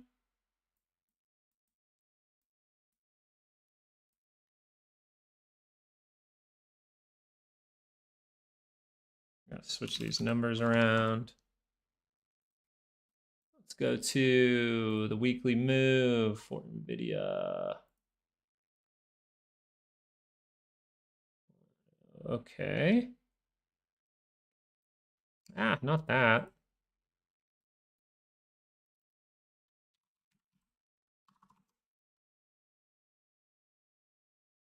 Check any kind of data here today.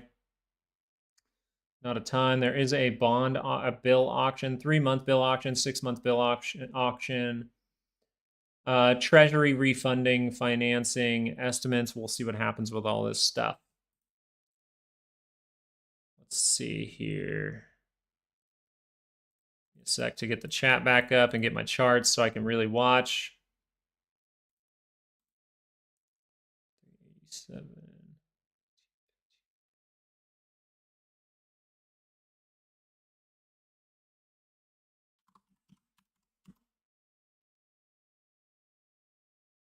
This was okay.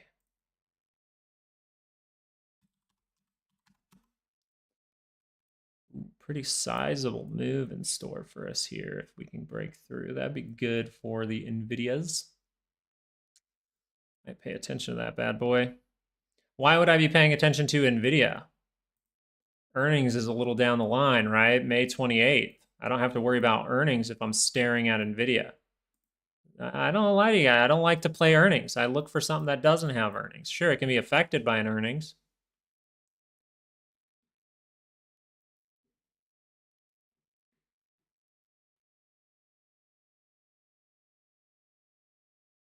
Man, target, what a price point there. Dollar really dropping off here. Not a good thing for the dollar. Not a good thing for the dollar. Not even able to curl up a daily chart. Man, not a good thing for the dollar. VIX starting to get some green behind it. We'll see if that's able to get a good confirmation.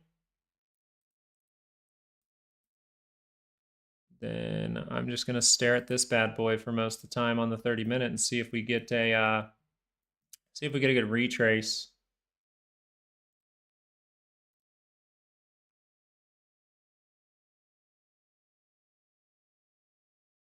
That 50% retracement would be nice for NVIDIA. Getting closer and closer and closer to the center line for the SPY. Let's look at pricing.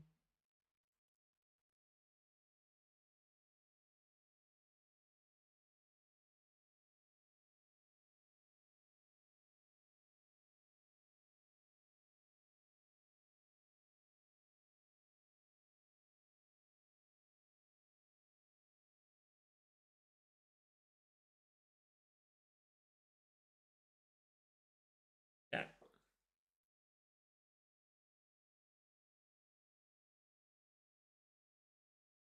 Let me go to chat so I can catch up with you guys. Thoughts on Tesla? Tesla's going to be a rough one to try to get into. It's going to be a rough one to short as well, but a pullback from here would be a nice thing. So being patient in these times is going to be your reward, really. This is when practicing patience is a good thing if I'm not a part of the move. I just sold out of the move. I'm not a part of the move anymore. I'm not a part of the move anymore. I like the money. I think it's great. I want to focus on how this thing shapes up. So I don't want to sit there and be worrying about a trade, right? I want to see how it sets up, especially for the SPY. I want to focus on it. So if you look at something like Tesla, reacting to, well, a trend, okay, whatever. But look at the 30-minute. Where's the opportunity? Well, the opportunity is here, right? What does that mean for the price? Well, that means it can go sideways till we get down to here, or it can go down until we get to there. This 30-minute is extremely bullish for Tesla. Extremely bullish. But if people are telling you that we're going to squeeze to all-time highs right now, if they're telling you that we're gonna absolutely collapse down to 460 right now, be careful. Be careful following that info. It can make you very, very think there's a shit ton of volatility when the volatility has really soaked up here, right? You're in a squeeze. So just be careful thinking like, oh, we're out of the woods completely. We are not out of the woods completely by any means. A retest of that low is very probable unless we see a break above 562 and get all the way to 567. It makes it become less probable. If you can break through 567, get to 576, see something crazy, hey, that's where it starts to be a little better. Too extreme. Exactly. You're yes. I mean, pretty much. That's just another point with it. If this is an algorithmic move, then you got to watch for where it's rejecting from, and you're more likely to get a bounce in that red zone, and then from there you can figure out if you're dropping to lower levels. Out of the woods, new highs. SPY 700 out of the wheel. Let's go, Lucas. Let's go. 490 maybe in a few weeks, though. Otherwise, we go sideways until September, in my opinion. Ooh, sideways till September. I guess you can, right? True Crusader, thank you for subscribing. I guess you can because, but if you go sideways till September, I'm worried about that just building and building and building and dropping again, to be totally honest with you.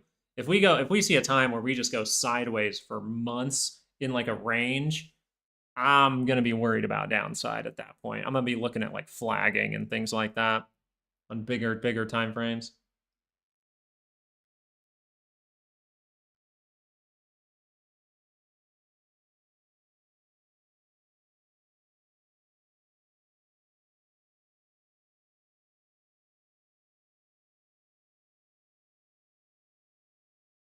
I like this one. All right, we'll set it up.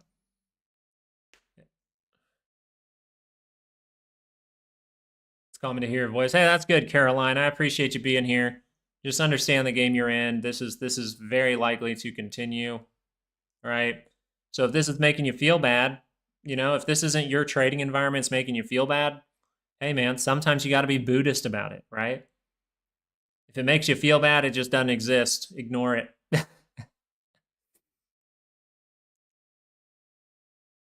Well, the volume is a big reason you could say it's algorithmic, right? The volume is something to pay attention to.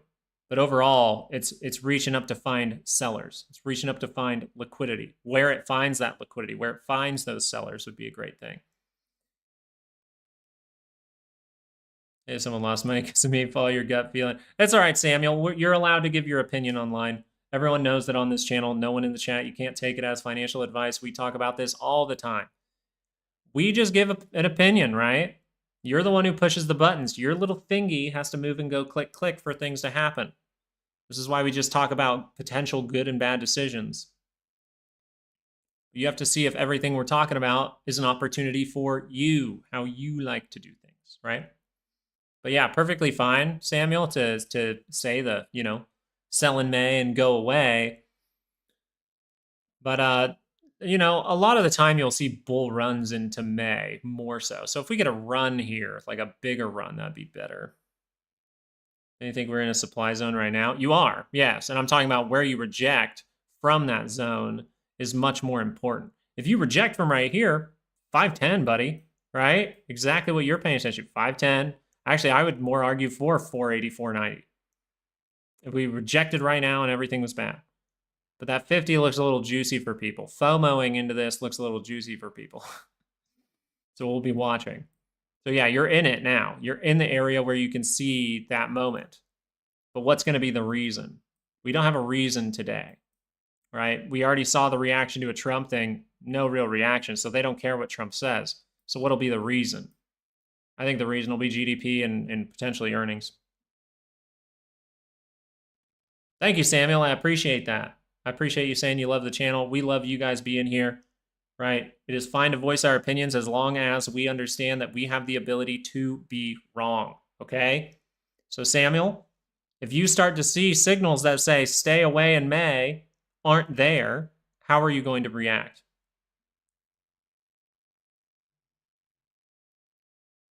What constitutes a valid pullback? You're in a squeeze. What constitutes a valid pullback in a squeeze? Well, the price action can go up, and you can just and you can just remain overbought. Sorry, Subway by the throat. Ah. So what really is the pullback that you or whoever would really, really like to see? If I'm really short term, I'd like to see this. That's how we get to 562, 567. If I'm wanting to go up to higher prices, what do I want to see for the best opportunity for the week? The best opportunity for the week would be this. Then we do that later, right? We need to reach up a little bit later. The best setup in the world, right, is coming. It's coming. It's just not looking the same in every scenario. One,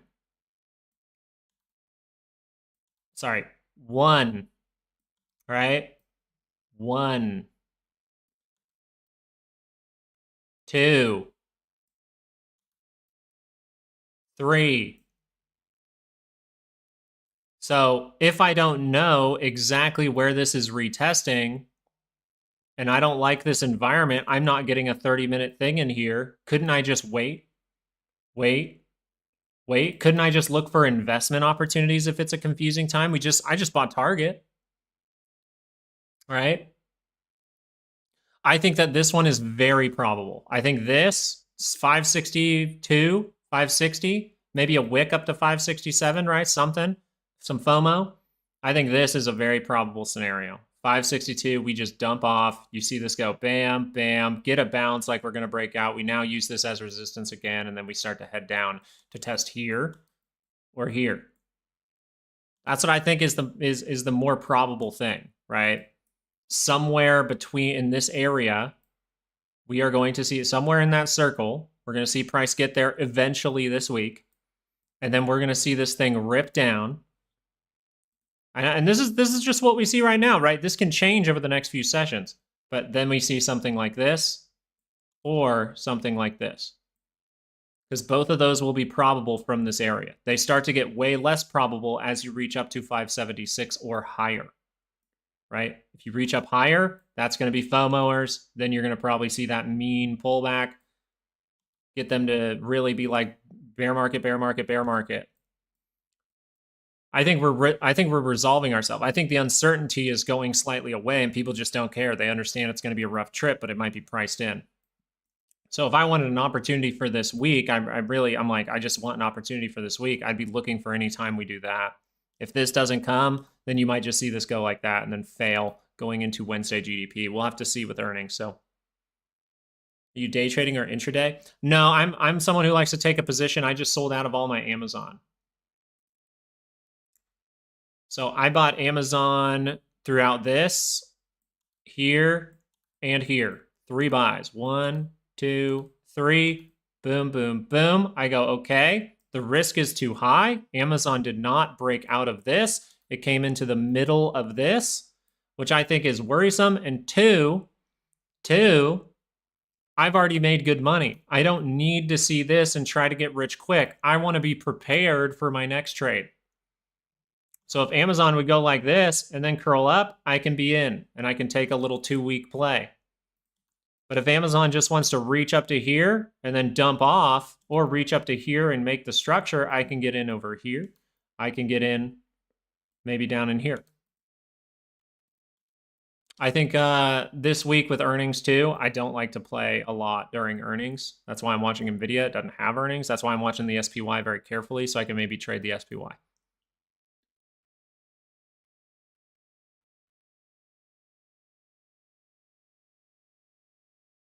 Yeah, so I like 2-week to 8-week plays, just so you're aware, trading strategies. On the A squad, that's what's up. You're on the A team? That's dope.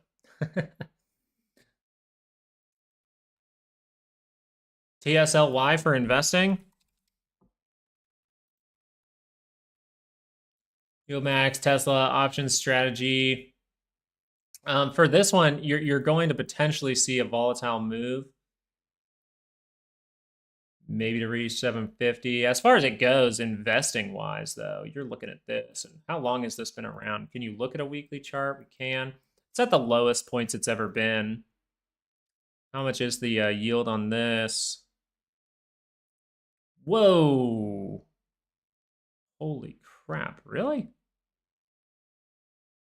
Damn.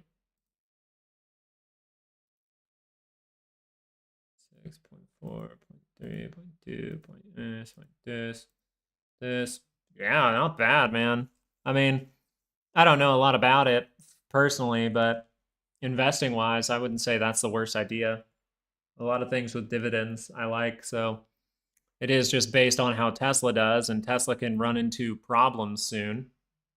But Tesla's looking very good, right? It hasn't broken through the key level. Look at this, hasn't broken through. We might peak our head above it, go up to 302, and then fail. But what we want to see is, let's not stop. Let's get to 328. If we can get to 328.50 and not fail anywhere in here and start to turn down aggressively, if we can see something like this now and go all the way up to there, you're looking like, hey, we're going to retest into here and head higher. So I think your timing is better than a lot of people. A lot of people just saw that open up and probably bought it, right at the highs, right? They opened it up like in here. So I think you're looking at it at a better time than most people.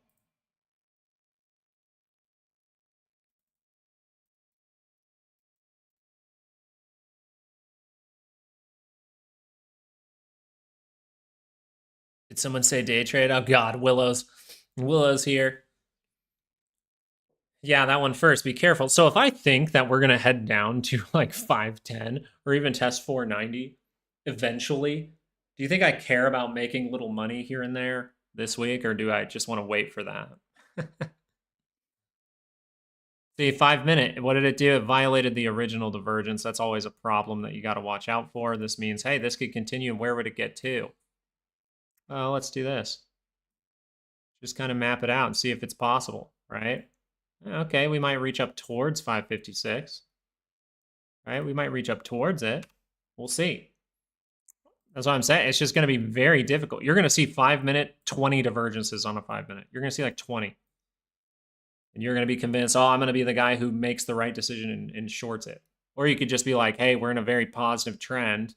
We're squeezing, so the trend's very positive. And see if you get an opportunity in the next trading session or so. Because this thing could just leak higher and leak higher and leak higher and then fall at 562 or 567. So it's like, do I want to chase 10 points?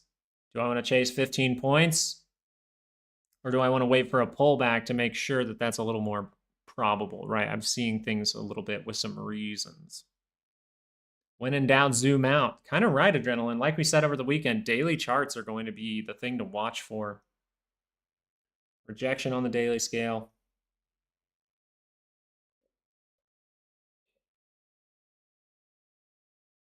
Yeah, Willow's like, we use the 2-minute. We get double the amount of data in our bars.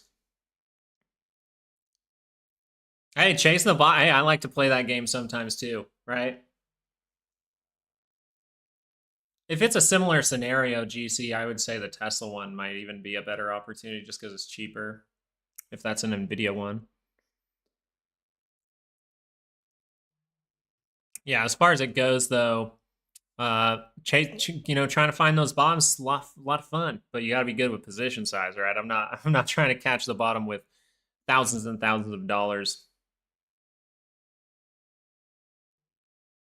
Time for the 5-minute. Definitely look for that 562, then come down starting May. Yumar? Hey, I'd have to agree with you. A lot of the 1-minute chart stuff, I actually was looking at 1 and 5-minute charts.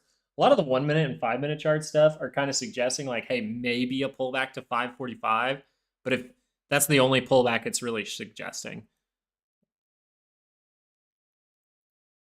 The 2-hour pullback suggestion all the way down to 534, it's a probability. It's not very high. I'm just going to tell you that right now. Once you take this, losing this right away would be kind of silly, right? I would be worried about more risk to downside if that were to happen. So do you see how we need that test of 562? Okay, we go to 562. Well, what's going to happen then? The only thing I could potentially get is probably a 30-minute pullback, or else we are at risk of losing more than that. You got to be more worried if the 2-hour pulls back. The last 2 hours of the day will be nuts. You're going to melt up. Melt up, pull back, maybe fade it Tuesday morning, curl back up, maybe potentially get to that 567 end of day, see that GDP print and see a bunch of earnings and then wait for the reaction is going to be insane. But if I am bullish and I'm in bullish trades and I'm a part of the squeeze right now, maybe with just my runners, where would I potentially think of getting off of those runners? I would say this week you can't ignore 562. I would say also this week, if you get really, really good, 567 is going to be your decision-making area. And does everyone know the three? Can someone type out for me, or can you guys type out maybe one at a time? What are the 3 decisions that I like to mention at that topside move of 567? Why? One, well, just what are the 3 decisions you could make in that area if you think it's going to squeeze higher, if you think there's a drop, if you think there's going to be a pullback, whatever you think around that area, what are the 3 decisions we like to make around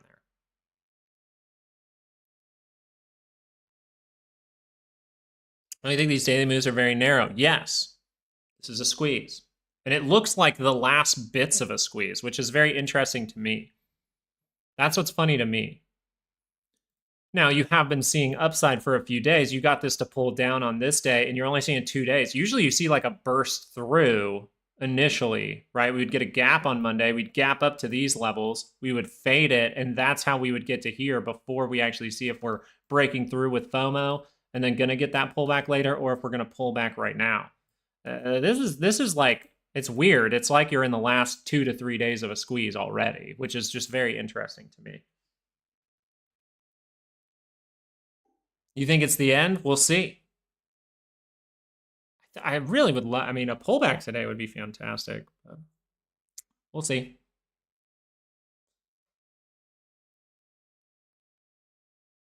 Scale out of positions, reconsider life choices, and eat some ice cream. Oh, I like it.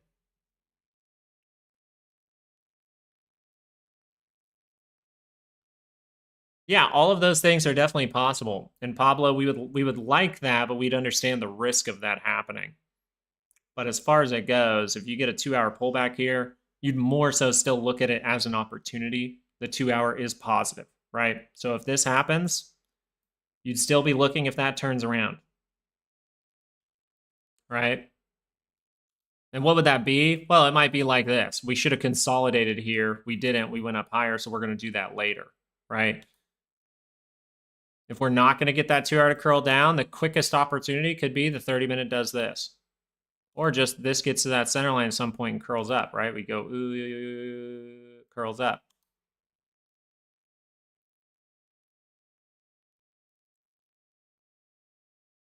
Ooh, see, that's the bad part, right, Sis Slayer? That's the bad side. Any kind of decay-like behavior in something is not something I like to see. Yeah, so it would say at the right timings. At the right timings, I think the right timings, it could be like a, what? I'd say, what, 2 to 6 month hold?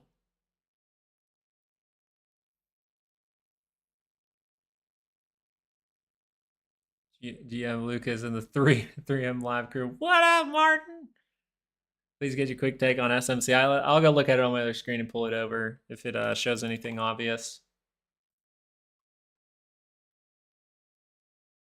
SMCI, very lackluster from, really, these guys are pretty lackluster. Like, the semiconductor market, pretty lackluster right now, honestly.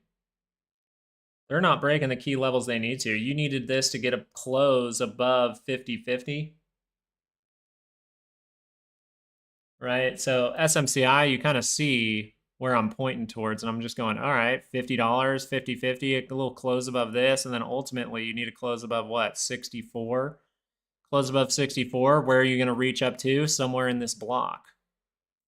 Right? Somewhere in this block. But you haven't gotten through this block yet. And then after that, you haven't gotten through this block yet. So you're like, okay, I haven't even done the first thing. Now you have earnings, so take that into consideration. You have earnings Tuesday, but you have not done the work you need to see to be like, yeah, this is very, very good. Now, from an investment perspective, you could say, you know, we're down at the previous place where we consolidated. We saw some support there. We've risen the floor a few times. Hey, that's not a bad thing, right? But you'd have to look at the investing side of it. Weekly chart, hey, starting to reject. We'll see what happens here. If we can reject and confirm back this week, that would be a good sign to see that extend and get to this block. It just would take time. As far as options go, it's going to be a rough one with that, I think. 2 hours overbought. You get a 30-minute pullback here, okay. Like, really, you look at the 2 hour. You zoom into a 2 hour, it's looking a little different, right? Because you're more zoomed in. Where do you want to reach up towards? You want to reach up to here. What's the problem? Ooh, you're still running into the business. Now, this already extended. That's good, right? But we want to see it extend higher. I would potentially say you want that to extend to 390. 390. 3980 to 40. 3980 to 40 would be fantastic tests. And that would tell you a lot. If you reject from there, you can go down and fill these gaps. But if you can go up higher, if you can get all the way up to here, right, 42.73, it starts to become more probable that what are you going to do? Well, you're going to retest into here, right? You're going to retest back into this that you just broke out from, right? So where you get to on this first push will matter a lot for the future. That's why we're paying attention mainly to like, hey, where does the SPY reject from? It's the same thing for other charts. You're looking at what block am I in? Where do I reject from in that block? And by reject, I mean like we see a downturn from it. Like you will see it. You will see it as a rejection with this kind of volume when it comes back in and they pump liquidity back into the downside. You'll know what a rejection looks like this time around, right? Now they can do tricky stuff up there, but as long as you understand the key levels and you understand our weekly expected move, this can tell us a lot. Why? This is what the options market is pricing in. So if we get to here, you're looking at scenario 2.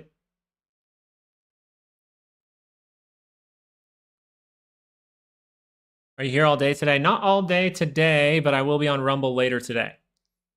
So if you guys want to join back for the closing hour, the power hour, I'm trying to talk about a bunch of different things because all we're seeing is the market kind of leak higher, go sideways, right? Not the most entertaining price action in the world. But I would say, paying attention to the end of the day when you can see a volume spike, right? How much of the volume comes in at the end of the day? About what, 30 to 40% of the volume comes in the last hour of the day. It's kind of a big deal, so I want to watch it for that time. So if you would like to join us, the Rumble link is in the description. Go make an account real quick and follow our channel. Don't subscribe, right? That costs money over there. Still haven't figured out how to turn it off. Just follow. Turn on those notifications. You need to do a live stream all day next Wednesday and Friday. I will be on the road to DC and need something to listen to. Hey, maybe we will, Richard. Maybe we will. We gotta, Richard's very nice to me. He likes to support the channel, and that's fantastic. So, Richard, we need to figure out when your birthday is and do an all-day live stream that day. We gotta do something a little special for Richard.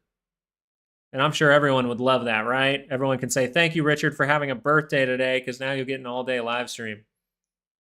Maybe we can watch a Lotto Stocks video together, Richard. Just me and you with some popcorn.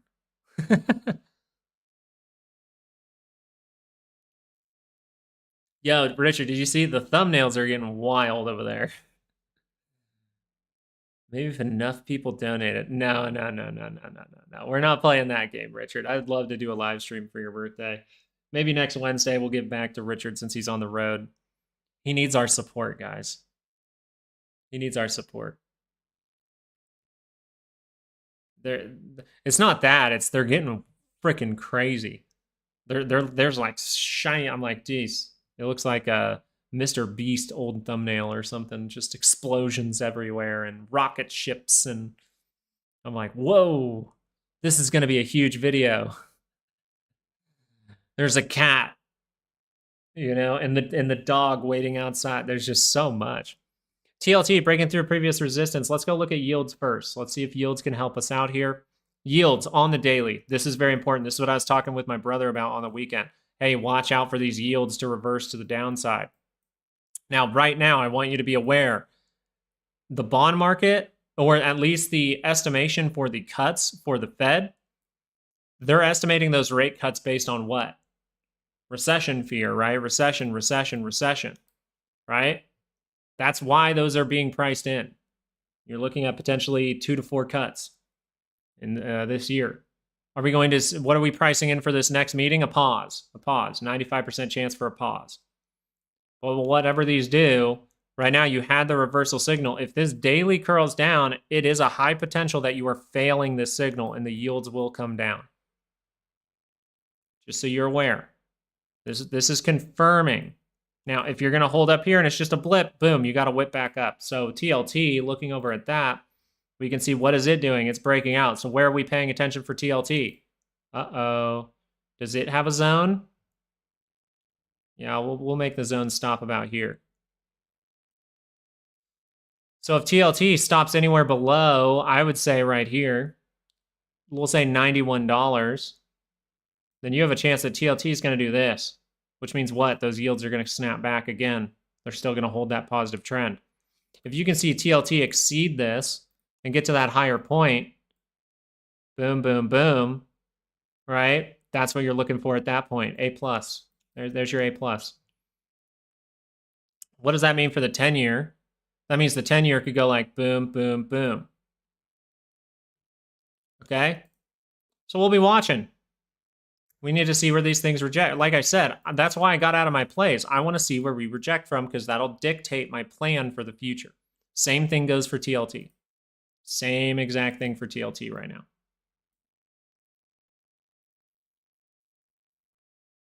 Tesla's going down, down. Tesla's going down, down. Yeah, I mean, it is what it is. I mean, Tesla moves sporadically, so, this type of pullback, this 7% down, probably still a pullback at that point. Let's go look what Tesla's pricing in for the week. Yeah, pulling down into this area still would be considered a potentially even just a 30-minute pullback. Tesla's a crazy little beast.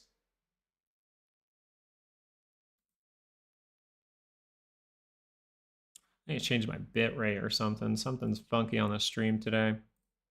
We're leaking higher, leaking higher, leaking higher. And guess what? The short side, people started short. Fueling it. Very difficult to do. You can be right, but if you think you're going to be right all the time with this, man, if you're right shorting in a short squeeze, congratulations. I would not do it very often.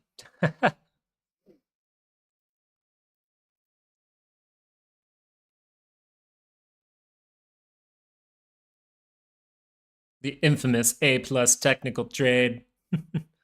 The middle of the zone, A+ technical trade. The dollar going down is worrisome to me. It's not breaking the key level yet, but I'm very worried that the dollar hasn't seen a snapback yet. That tells us that people not coming back into USD, people not coming back into the currency that we would like to see for strength in the market, right? It's a little bit of a worrisome sign. IWM. Oops, did I just click something?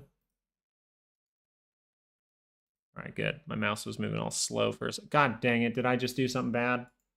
Okay, sorry about that. There we go. My mouse was moving like 1,000 miles an hour there for a second. Now, is IWM in the best spot right now? IWM's in a rough spot. It's probably going to need a little 30-minute to do something here, right? IWM is suggesting, ooh, this doesn't look the best.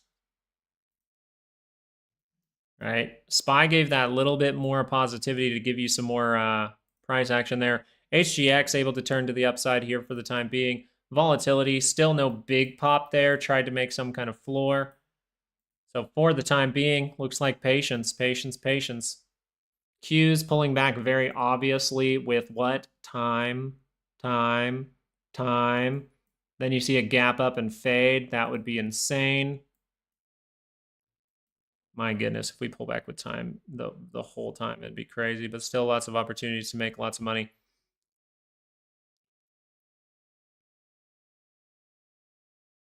Well, okay, so here's the thing about economy sucking, right? So when the economy starts to suck, do charts usually go down right away? No, it's once they prove to really suck, right? It's once people start to price in, they realize the economy sucks, they start to price that in. Then you'll start to get data that says the economy sucks, and then it'll probably keep going down, maybe even a little bit. But then at some point, you're going to move up, and people are going to keep saying the economy sucks. Why is that? Well, because in the future, it could get better. People always bet on things in the future. They don't bet on things right now. And that's what we're talking about with people saying, oh, recession, recession, recession. Do I think we need to go retest those lows? Potentially, yes. Do I think we're pricing in recession? If we test those lows and we curl back up, I think recession is priced in. The economy that has sucked is priced in, and people are going to read into a better future. Do I think that they are going to run into a better future for years and years? No, I think you're still at risk in 2025 and early parts of 2026. We'll see.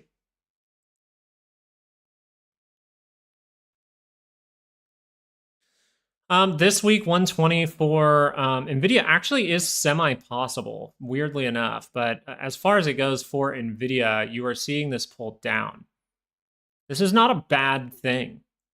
Can we just acknowledge that this breaking out of here and then retesting into that zone where you broke out from is not a bad thing? Can we understand that this MACD right now, sure, it's a contrarian bearish thing right now, but overall it's still positive, which is overall bullish for the trend. So if that trend is able to confirm back up and the price action follows, the RSI gets back above that center line there, all of this is good things, right? It's just, can you see the good thing in the future that could come, right? This is how we like to go where? Higher. Now, if that never turns back around, this is probably how we head lower, right? We give that up way, way, way too much, right? You need to hold above this block in here. You start to lose that, you start to run into problems. Why? Because at that point, if you see this 30-minute go down and down and down all the way into Tuesday, potentially afternoon, then you see it start to bounce, where's your MACD going to be? Your MACD is going to be here. What does that mean? It's going to be really tough, right? It's going to be tough. You don't want it to be tough. This is supposed to be a squeeze, right? Does a squeeze like to go negative on the MACD? No. It likes to stay positive and turn back up. Stay positive, turn back up. So I'll be paying attention for NVIDIA today. That's the one I'm watching on my other screen, really, if I'm being honest with you. If I want to take an opportunity, I'm going to be looking at ones that could give me a decent price and retest into zones.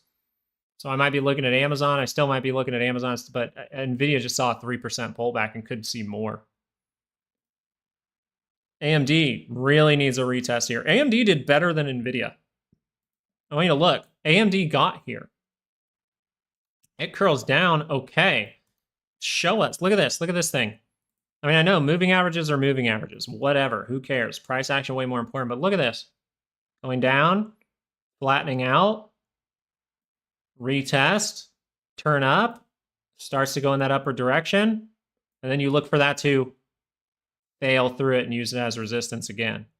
Right? You can do it. You see people do it all the time with VWAP as well, right? VWAP's a great thing if you're trading, you know, a lot of intraday stuff and things like that. But VWAP's a good thing to pay attention to as well. I believe in this area, you're kind of pinched between two VWAPs, if I'm not mistaken, anyway. So now we can see the SPY, 30-minute, see if that's going to curl down. See if that's going to get down to that 545. And I would just be like, thank you.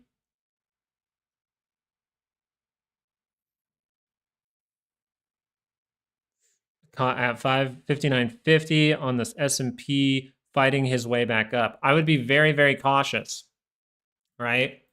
Because, sorry, you're SPX, right? Because SPX is 59.50 in this zone at all? No.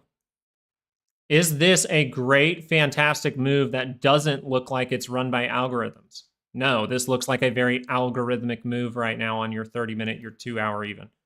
Looks very algorithmic. It's low volume. 30-minute just refuses to give any kind of pullback for whatever reason. We get bad news from Trump that normally would sell us off. We don't sell off. So it's very likely we're testing something. So here's what I would say. How long-term are you? Are you comfortable at that price? Is that how much, you know, you've already bought for the maximum amount? Like, is that just your price you have?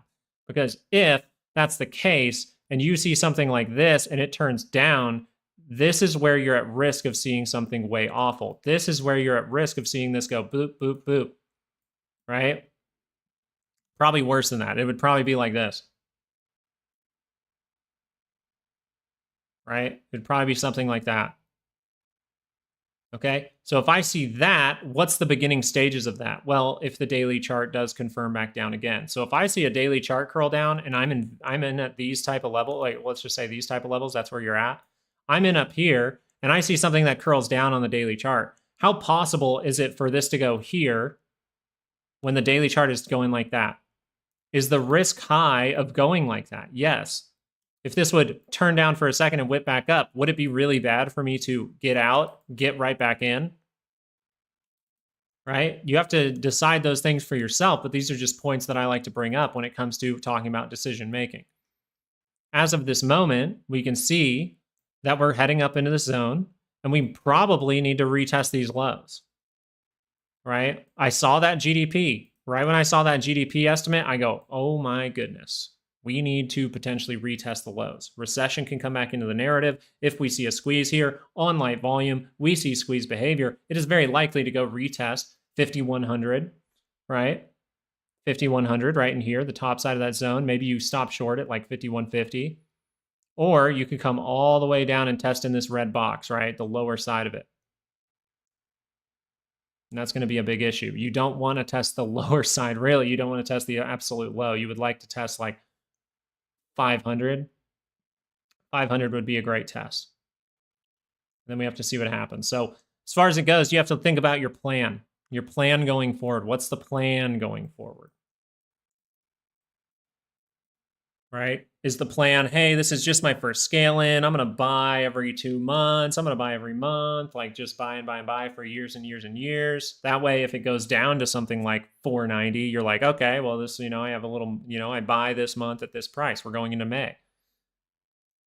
Or is it just, hey, I want to make sure it's a good swing trade? Well, then you would be looking for the signals for a good swing trade. It's kind of there, but the environment you're in is a lot different, right? And you've already made the purchase. So I did hedge down. SPY new low on the day. Starting to, come on, roll that 9 just a little bit. Roll it just a little bit. Let's get down to 545. Oh my goodness.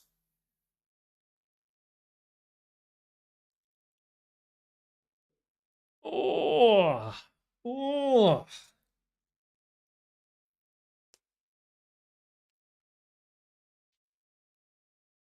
Can I not hedge down until it curls up? Exactly, yeah. You're just pointing out other options. Hedging down is perfectly fine. As long as you understand that you're going to go through some volatile times, most likely. You will see a volatile moment in the next 2 weeks. And we just have to pay attention to where that volatile moment is taking place. Tesla pulled back a lot. It sure did.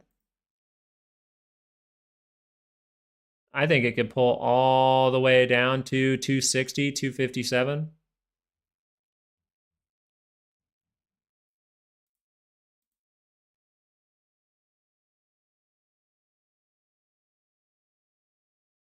And that would still be potentially just a pullback. Come on, NVIDIA, pull back more than that. You got this. Pull back more than that. Come on, dude. SPY isn't playing games. SPY's just doing squeeze stuff, right? You see a little 30-minute pullback. You see this in squeezes. You see little things like this. You see little things like this. You see little things like this.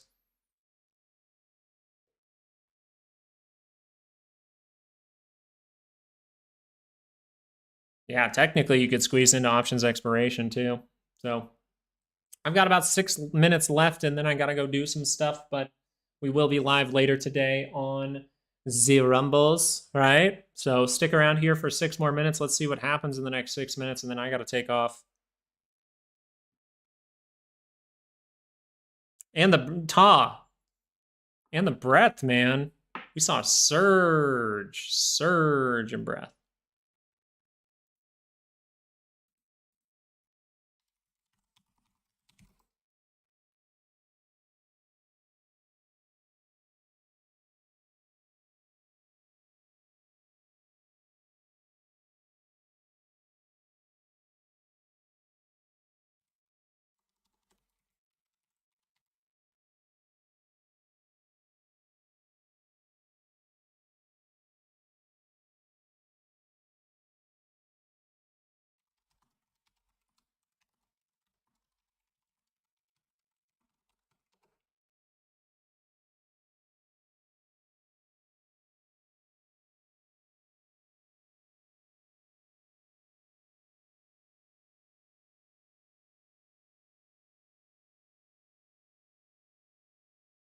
I think I'm seeing it right, but I'm pretty sure it's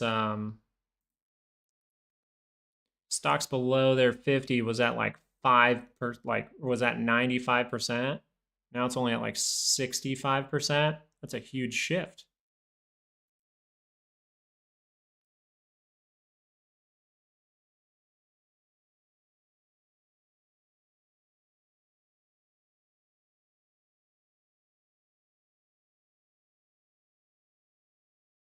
See my message about Target? Yeah, we looked at Target. I literally bought Target. I invested in it. Put some of that 80% of the cash to work over there. Not too much. Not too much. But it's a dividend stock, so I know I can scale into that over time and be perfectly comfortable. Just in case we see something horrible, right? I don't want to be investing too much, but that's COVID lows, man. You're looking at COVID lows. You're at a monthly, what is that, a monthly 200? You have daily divergence that confirmed. You have a weekly that looks like it wants to whip up. I like it. From the investment perspective, I like Target. From the, option side, it's going to be a different story. I'd really pay attention to what happens this week and going over the next 2 weeks. Pretty much, I think we could still see positivity, and then we could go through like a week and a half or so of pain, maybe 2 weeks, and then we see what happens towards the end of the month. So, what could be very useful to me this coming month? Weekly or monthly expected moves. Monthly expected moves can be really, really useful. You think we potentially don't see the same highs from COVID because the highs were probably because of artificial demand from the recession? Potentially, yes. I would take into consideration, potential tariff things, right? But overall, I just like the level. I think it's a good investment for about 6 months. From what I am seeing, I think it could be a good investment for 6 months. And I'll show it to you again. I'll show you why it could be even a better investment for longer than that. Where is it? TGT, right?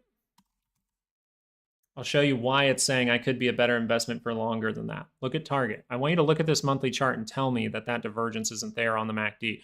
Now, it's not necessarily the best on the RSI, right? We want to see some positivity there, right? But as far as it goes, I have one reversal signal on the monthly, which means maybe I can read into it. But if I just look at the daily chart and I go, oh, okay, that's divergence, this means that this is potentially a good investment. This means that you could see a weekly cross up, which means what? 2 to 6 months? Pretty good investment, right?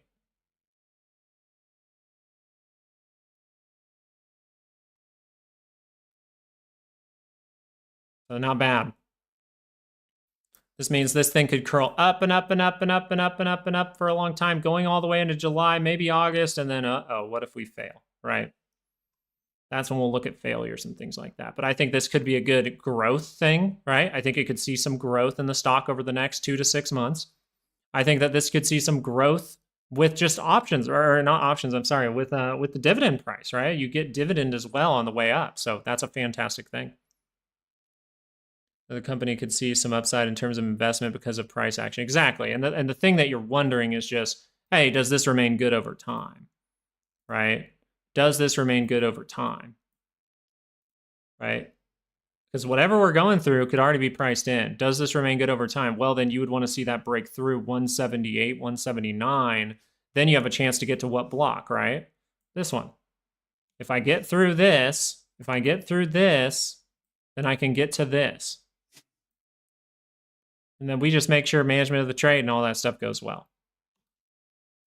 Yeah, I don't dislike it at all, really.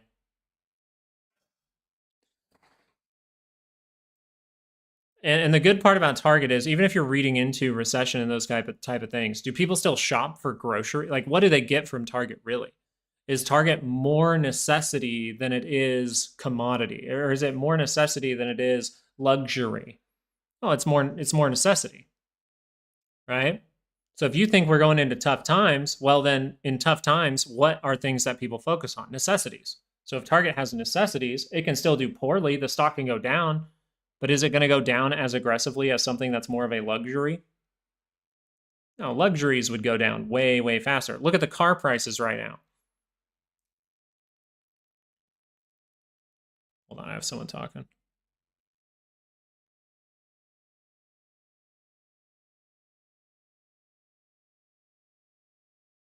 Okay, never mind. Same things I get exactly, but guess what? People like Target. People like Target.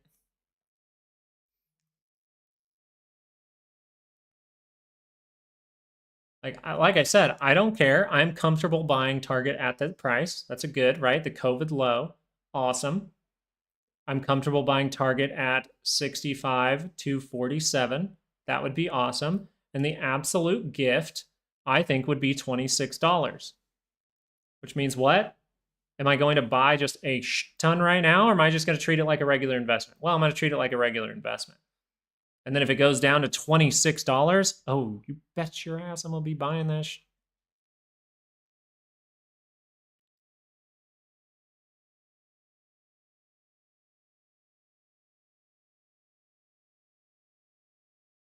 What about that Walmart membership for, hey, here you go, Kalani. What about that Walmart membership for like self-checkout? Now you have to buy a membership to bag your own groceries.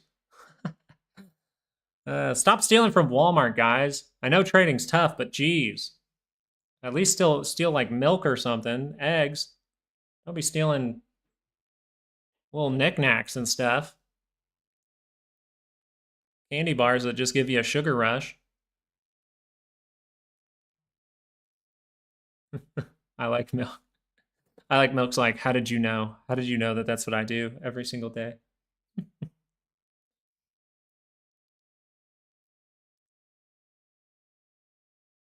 We only steal for necessities. My hair product. My hair dye. Lock it up. All right, here we go. SPY. What were we talking about? Possibly going down to 545. Maybe I'm going to stick on just a little bit longer. How come no downside targets on the pull? That is for the daily scale for this week. The downside, technically, the downside target we have for today, Alan, will be 545.19. Anywhere around that general area, we treat it like a little bit of a zone, but 545.19. After that 545.19 target to the downside for a 2-hour pullback would be 534.28. Yeah, Alan, that's just for the rejection of this overall move in general. So on the daily scale, don't get it twisted. We still pay attention to both sides, especially intraday. But right now, this was very probable. See a move to 545. We got to see what happens from there. And then we're going to look for 534.28 if it's going to be a little bit worse. Both of those, potential gifts, in my opinion.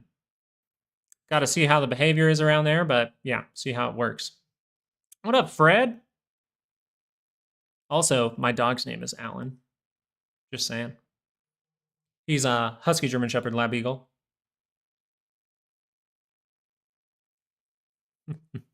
He just looks like an orange husky, to be totally honest. Very, very nice. We're going to watch this for, I can extend for another 7 minutes or so. Wifey's not home yet. And I got to help with groceries, help with baby girl so she can chill out for a little bit. She finally went to the doctor and now her allergies are better. Is the PCC moving with this? Looks like it's moving up, which is exactly the goal here. This is the goal. The goal is shoot it down to here. The goal is this, shoot it down to here, shoot it down to here. Sit there all day. Or shoot it down to here. You know what happens with the PCC when that happens? Everyone thinks it's this. Everyone thinks it's this. Everyone thinks it's this. And then it ends up just being boop or boop. It's not going to be nearly as bad. Right? We're going with what's most probable. That's the most probable, right? If it doesn't turn back around though, there's no trade setup, right? We know that. We need to see positive things to get into positivity. Make sure Alan don't eat Bruce. It would be the other, well, Bruce always tries to play with Alan, and then Alan just doesn't like it. Alan was very abused as a puppy, just so you're aware. So he's a little bit weird.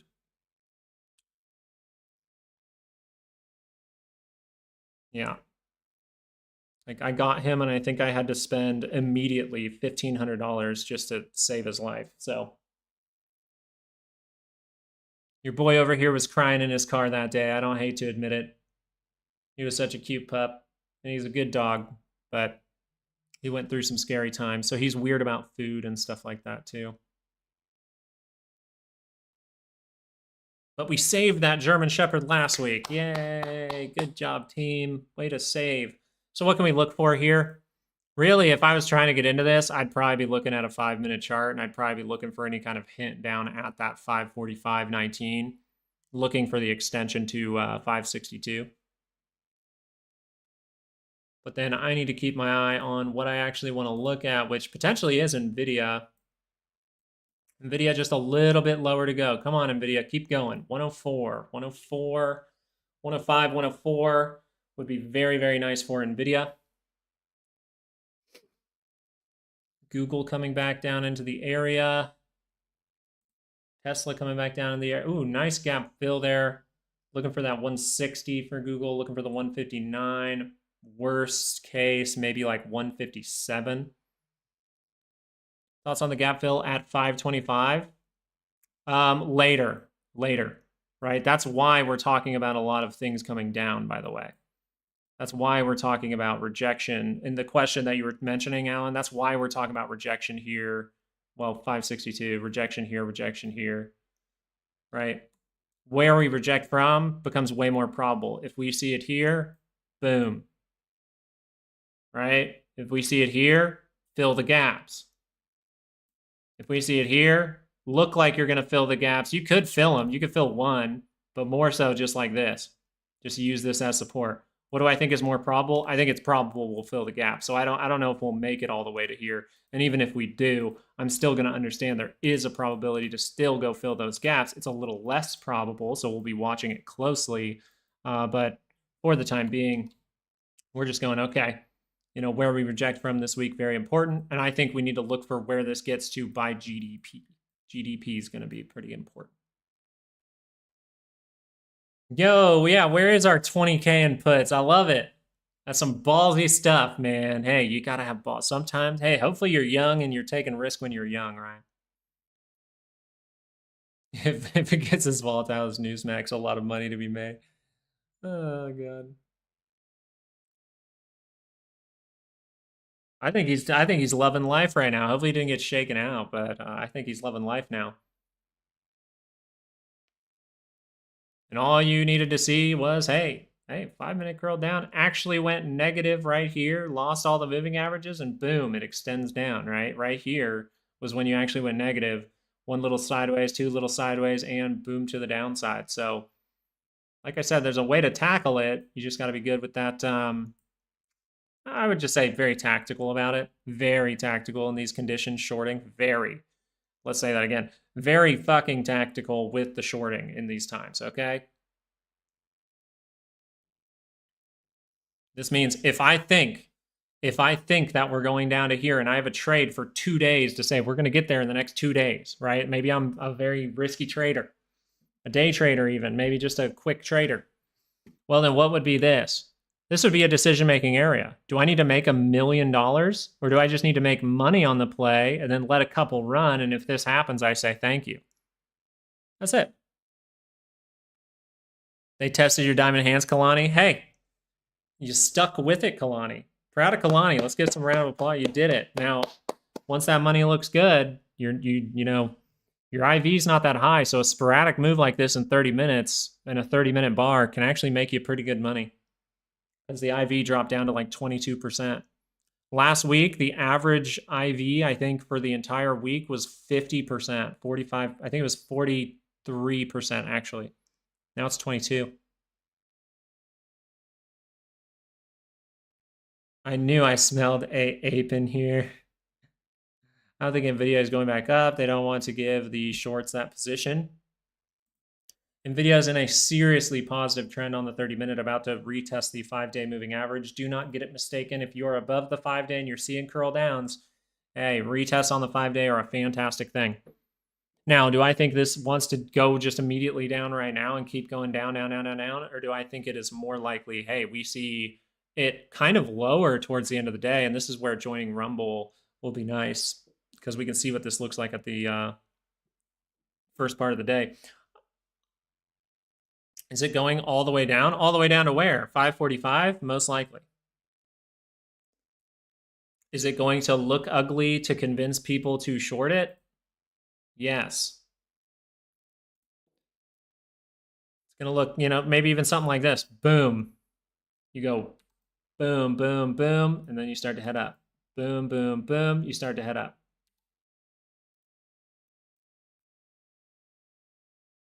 If you do not go boom, boom, boom, and then turn up, if you don't see that, well, then this probably isn't going to happen. This is probably going down, down, down. But I don't try to make money on every little play that happens every day. I'm not a day trader. This ain't nothing but an algo sell. Couldn't have said it better myself, Ta.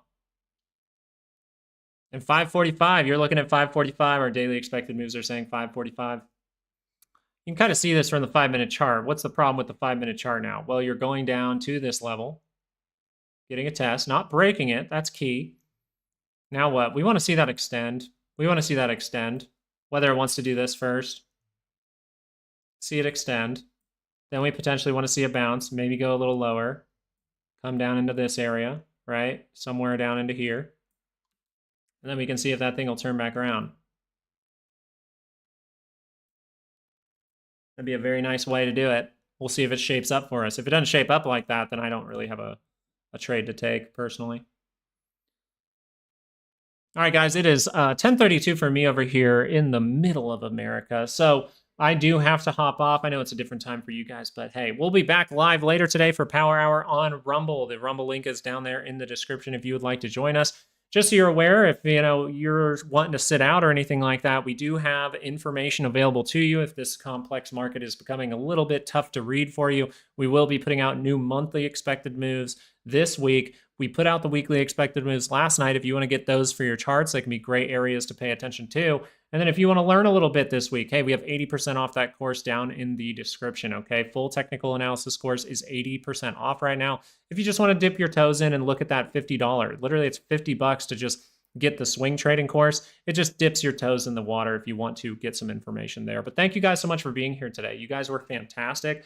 I think we're paying attention to the right things. We see volatility turning up. We understand that this is overall very algorithmic. We're looking for those dips. Dipping down to 545 would be a good thing. Overall, you need to understand we are still positive on the 30-minute.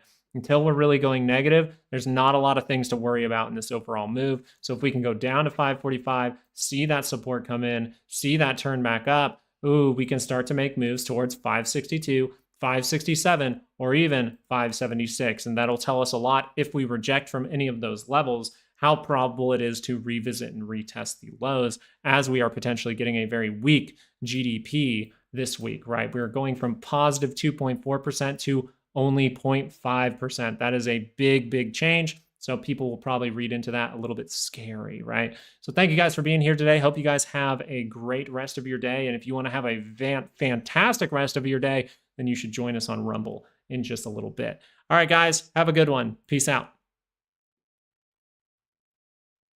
Good job, Kalani, today. Great job today.